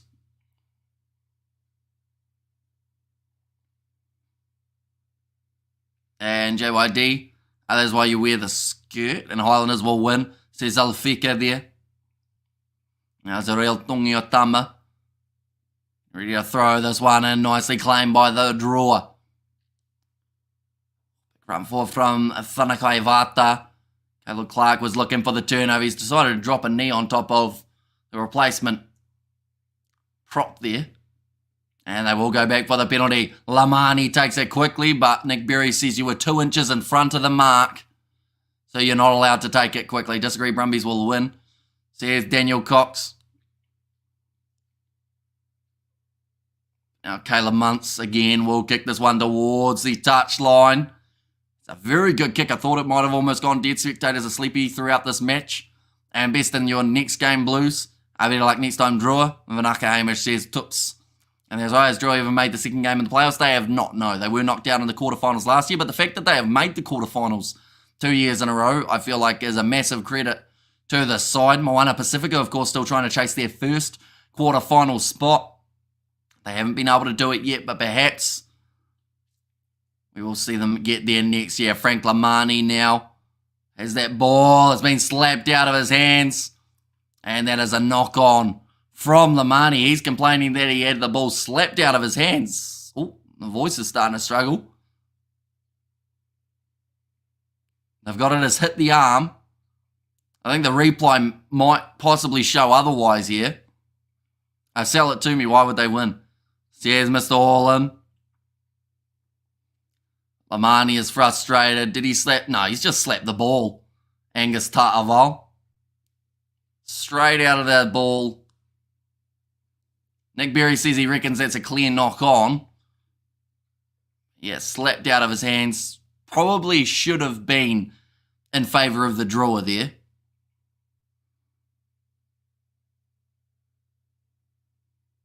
Welcome back for the weekend, a great channel to enjoy the rugby weekend. Says Abdul Malik, and of course we've still got 4 more games that we are covering on the channel. The first of which going to be the contest taking place between the Brumbies and the Highlanders. Then 3 games of the URC back to back that we are also going to be covering on the channel. Still a big night ahead. In 12 hours time as well, we will know who the Springboks have selected for the Welsh competition. What do you guys know about Qatar offer? Not too much. Someone said it's 800 million, but oh, okay, they've actually given the ball to the drawer at that scrum, so they must have watched it again, and that's going to be the penalty, though, to the Blues there. They have just had a better season. The Highlanders have lost games they should have won, but they haven't, says Daniel Cox. And Hamish, when they're going to pick All Black side, I believe it is late June, so about 25th of June. I think it's after the final of Super Rugby, a 7 split, says Mr. Orland. 5 minutes remaining. Stephen Petafeta looking for the touchline. Has managed to find it. Just Just pop a leg in and straight back into the breakdown to get the turnover that he was after. Been busy throughout this game, scoring the first try of the match for the Blues, and then from there just has continued to look solid throughout the rest of the contest. Eklund, get ready to throw this one in. Looks like AJ Lamb is off, and it's going to be Corey Evans making his way on. This game not too bad. Blues just chilling. Says Doctor, yeah, they haven't really been tested throughout this game. The most testing time was probably in the early stages of the second half. But then from there, the Blues, they only conceded that one try. June 24th is when the All Blacks are named. Says, no, mum, little chip in behind. Nicely taken by Lamani. Has Levi Moore done enough? Probably not, I don't think. I think that, I think he's also got an injury at the moment as well, if I'm not wrong. Now, running forward again. Now the replacement to Nyeri. That ball bounces out the side. Now Perafeta ends up with possession again here for the Blues on the outside. Josh Berry finds it away to Caleb Clark. Ball back on the inside. In fact, now it's Thompson with the possession. 9 degrees right now in Christchurch. Says stay hunky. And also the thumbs up from Doctor. And there's a cross kick coming from the Blues. Mark Talia. It's not been able to regather it. They'll go back for another penalty in favour of the Blues again. Like they've just said, James Thompson, the replacement for Patrick Tuipulotu, came onto the field and has been looking very handy. Hasn't had a huge amount of game time either. I have mixed feelings about it. Rugby does need the money, but at what cost? Says 123 MS. Yeah, it'll be an interesting one to see what actually happens with it. Because like I mentioned, when the All Blacks and Silver Lake had their deal, a lot of people were against it because it was a lot of money coming from a different position. We have got the out of interest Hamish 3ABs who should be there, but probably won't, and 3ABs who will most likely be there but shouldn't. Ooh. Should be there but possibly won't. I mean, someone like a Billy Proctor, I'd like to think he won't be overlooked once again for what he's been able to do. I think that Peter Lakai or Brandon Yossi probably is another one who should be there but possibly won't get the chance to. Maybe Cullen Grace as well. I would fall into that category. Big run from Caleb Clark. And he's gone through for another try of the Blues. And that will bring up the 30 points now onto the board. Roygaard, he is injured at the moment, so that one won't matter till later on in the season. We have there, come on, ref, says 689, Mr. Bombastic. And also Vanaka commentator. And drive the back line, says a Mr. All in there. And Vanaka Drua, says Elise and Vanaka commentator. That's a brilliant run from Caleb Clark. That is his second try of the match. He's been a little bit light in terms of the amount of tries that he has scored throughout the season. Winners the box versus ABs. That is happening during the Rugby Championship, so still a little way away. I believe it's going to be happening in September, or maybe August might be when we see them go head-to-head. Now, it's going to be Stephen Perafeta to line up this kick. And that one has gone over. Wish Draw have a win. Says 689, Mr. Bombastic. Your name's very fun to say. I will give you that. August. Says Ivan. Now 100 seconds remaining. It does seem like it's going to be the Blues making their way through to the semi-final. Now, the big question is, who are they going to be playing? Are they going to be playing the Chiefs? Or are they going to be playing the Brumbies? Will Kane be selected? I don't think so. Mainly because he's locked in his long-term deal in Japan. There's no need to bring him back in now. What's the point of scoring now? Scoreboard looks even more bland. Says Chow. And Brumbies versus Highlanders says 679, Mr. Bombastic. And they cannot in another 50 years, says Mr. All-In. Now 1 minute left, and we are going to have ourselves another scrum feed.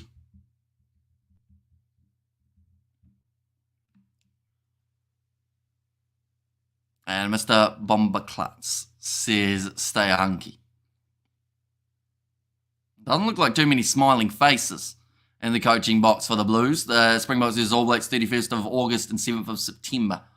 There's Mornay. Penalty goes the way of the drawer. 30 seconds left taken quickly by Frank Lamani. It really surprises me that they haven't brought Pene Matawalu out onto the field at all throughout this game. I feel like it's a bit of a rough one to be in a playoff game, to know that you're going to lose a game and still not make that sub.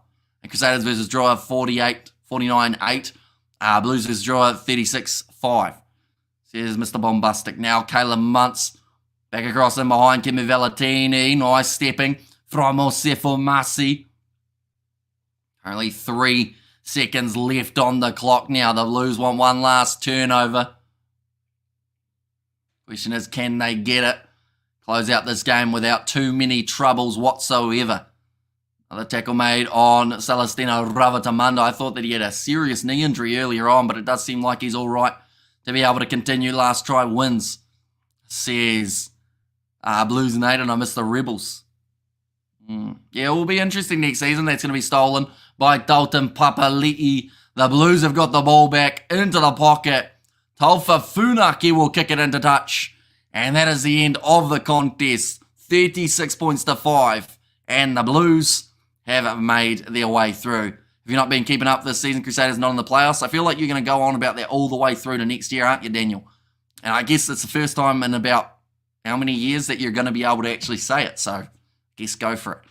And you're on the wires owning 6-28 by Rebels, says Darren. And there as well, but nonetheless, I do thank you all very much for tuning in. If you did enjoy, be sure to leave a like and subscribe. Our next live stream is going to be taking place in around 40 minutes' time. That is for the game between the Brumbies and the Highlanders. But I do thank you all very much for tuning in. If you did enjoy, be sure to leave a like and subscribe. And I will see you all for the next one.